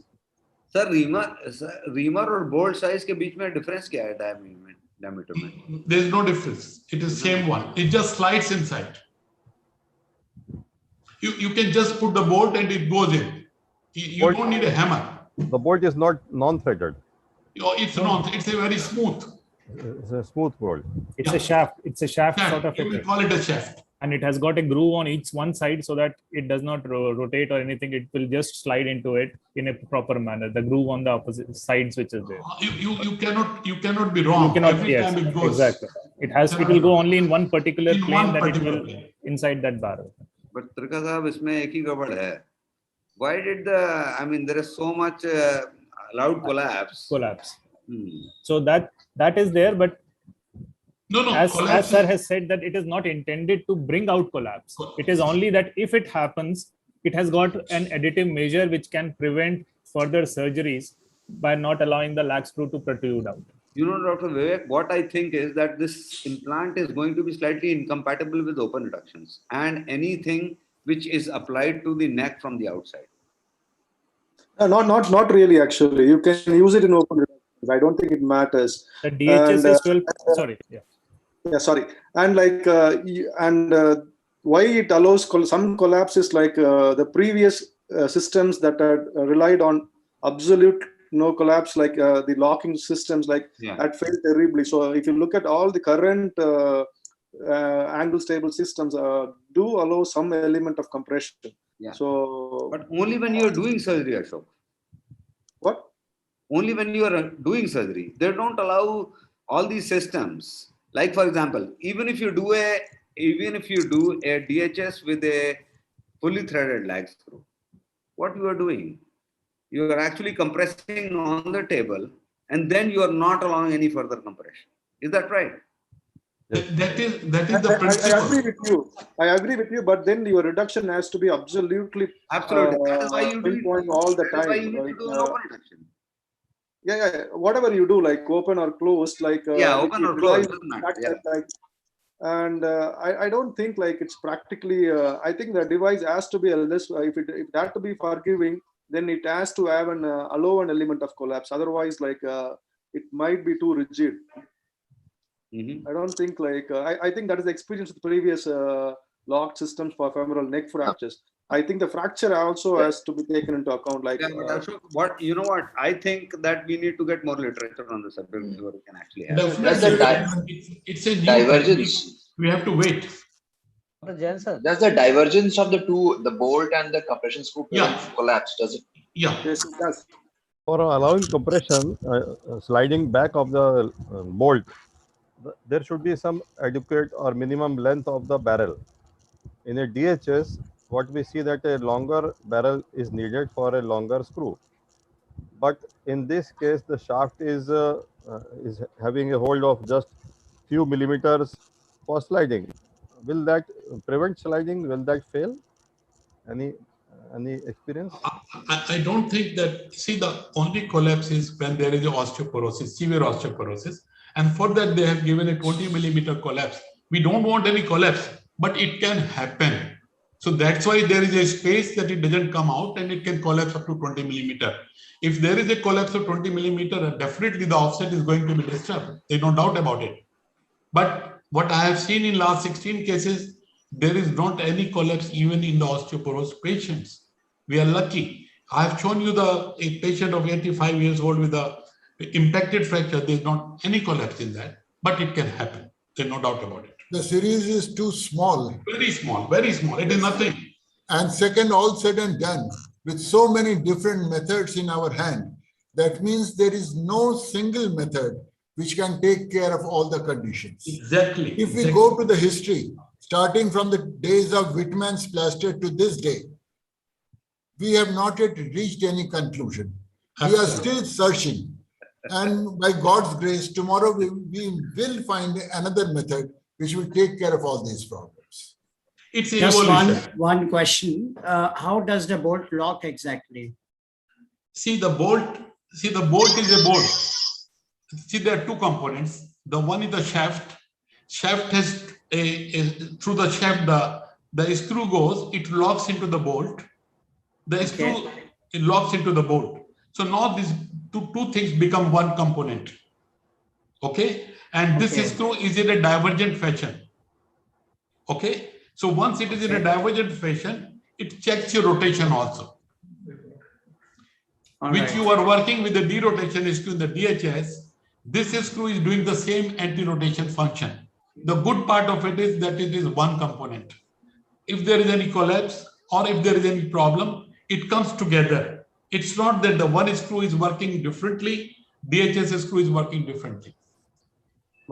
If I can say that one, sorry, sir, that if somebody had to evolve the DHS further along with the derotation, this is the next step which had to happen.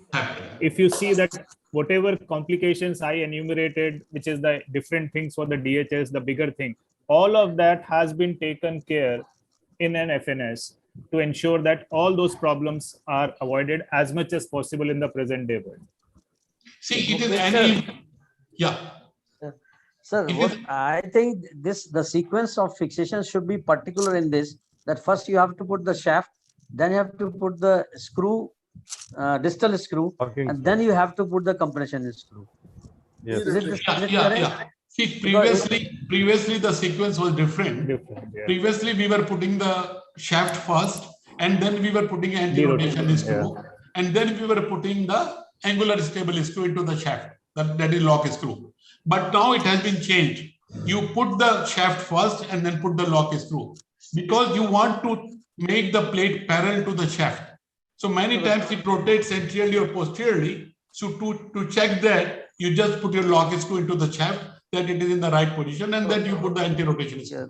So that was my query, because if you put that compression screw first and then you put the plate screw, and if it's not fitting into the shaft and you rotate it, that will rotate the fracture.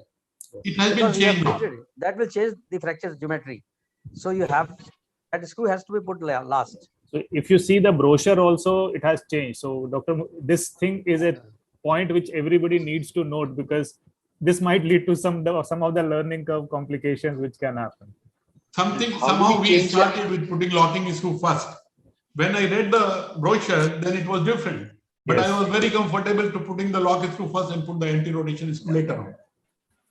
So what about the angles, the different angles you said 125, 31. You change the angle of the plate? No, we don't change anything. We don't change anything. Okay. It is only the relationship of the shaft to the plate little change. It may be 5 degrees off the shaft.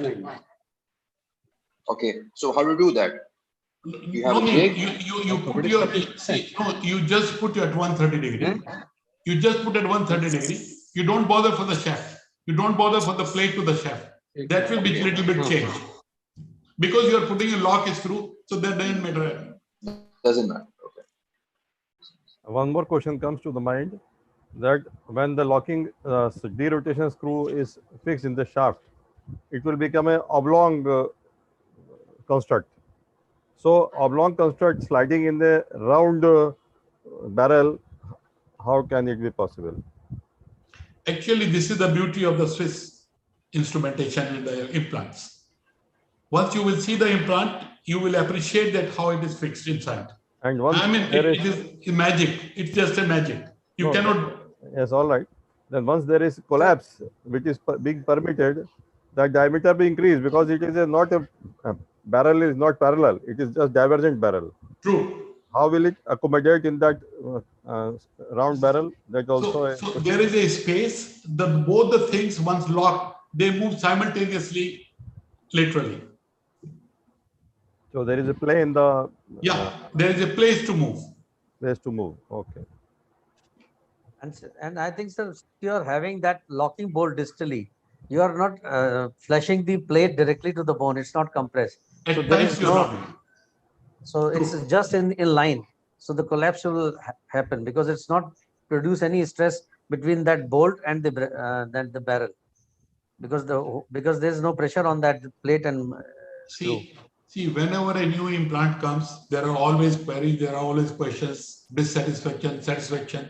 It takes time. Even the DHS, see, it took long time to settle down the DHS is a good implant. Then we come with the derotation screw. Then we came with the completely threaded screw. So these are the changes we are learning. And now this is a good implant for you.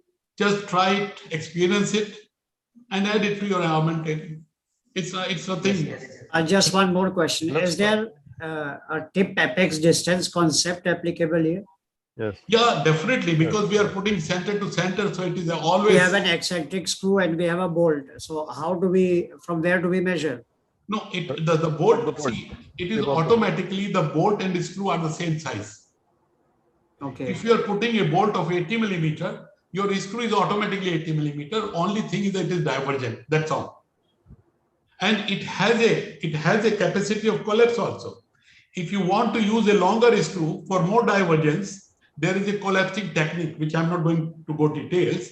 You can put a 80 size screw with a predetermined collapse of 5 millimeter or 10 millimeter.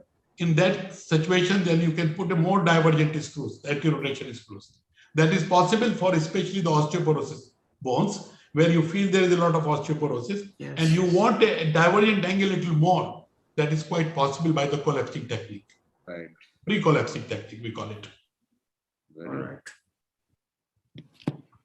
Nice. We have overshot the time by almost 1 hour. It was so interesting. but we had when a webinar is to be conducted for 1.5 hours and it goes for 2.5 hours, it shows the success of the webinar. Yes. And actually, truly, this was one of the best webinars that I have attended, and I am attending a lot. So, and about the ignited minds, we have so many ignited minds on this panel, but I'm sure that the people who designed this FNS are equally ignited. So we can discuss it at length for years together. But people, because I've been to that center which makes these implants, and the perfection and finish with which they design it is unimaginable. Unbelievable. So let's rely on them and not apply our minds.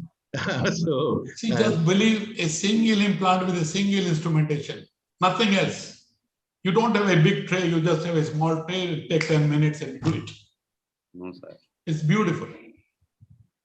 But I would advise all people here, Dr. Mukesh Jain sir, you've always been a torchbearer as far as newer techniques and implants goes. But I would request all of you to try the BDSF technique. No, that's a wonderful technique, no doubt about it. It's a simple technique, and for our population, it comes without any cost for this Absolutely, fracture. absolutely. No comparison. No comparison. So just try it out. We may fail. One who tries does fail, but try it out. Definitely. So can So we I conclude? think- Can we conclude? Yes. now?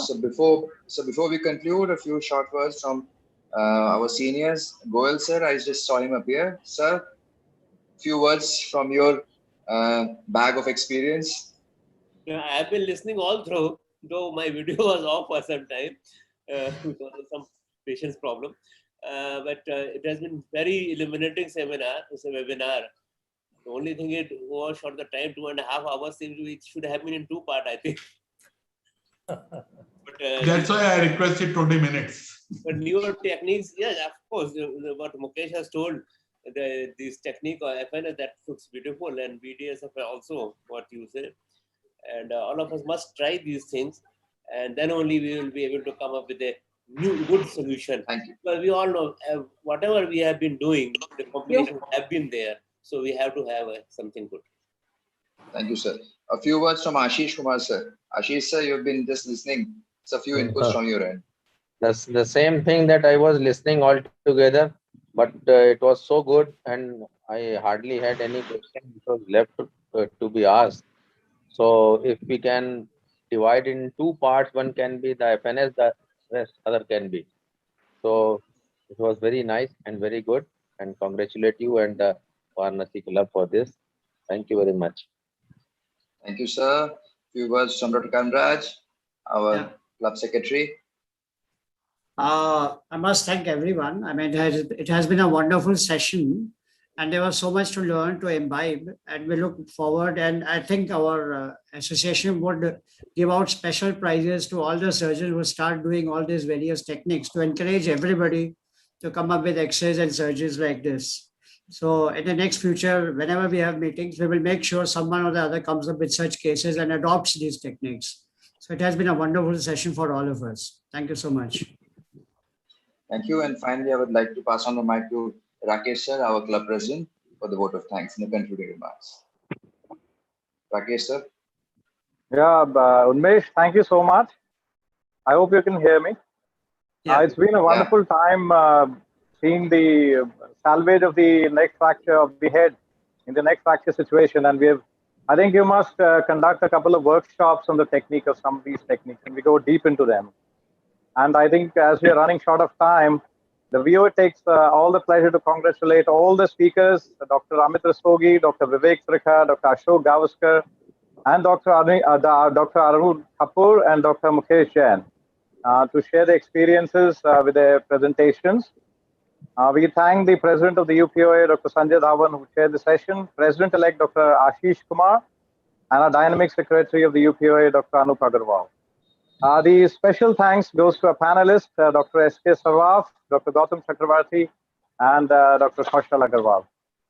Special thanks to our moderator, Dr. Unmesh, who planned and orchestrated the whole of the show, and our appreciation to the delegates for the active participation and patient hearing. All our regards to the Author TV team and the sponsors of the event, Johnson & Johnson. Over to you, Unmesh. Thank you so much. Thank you so much, all. Thank you so much. I think we had a wonderful day. Thank you again, all our seniors, teachers, and friends, and hope to see you next Friday.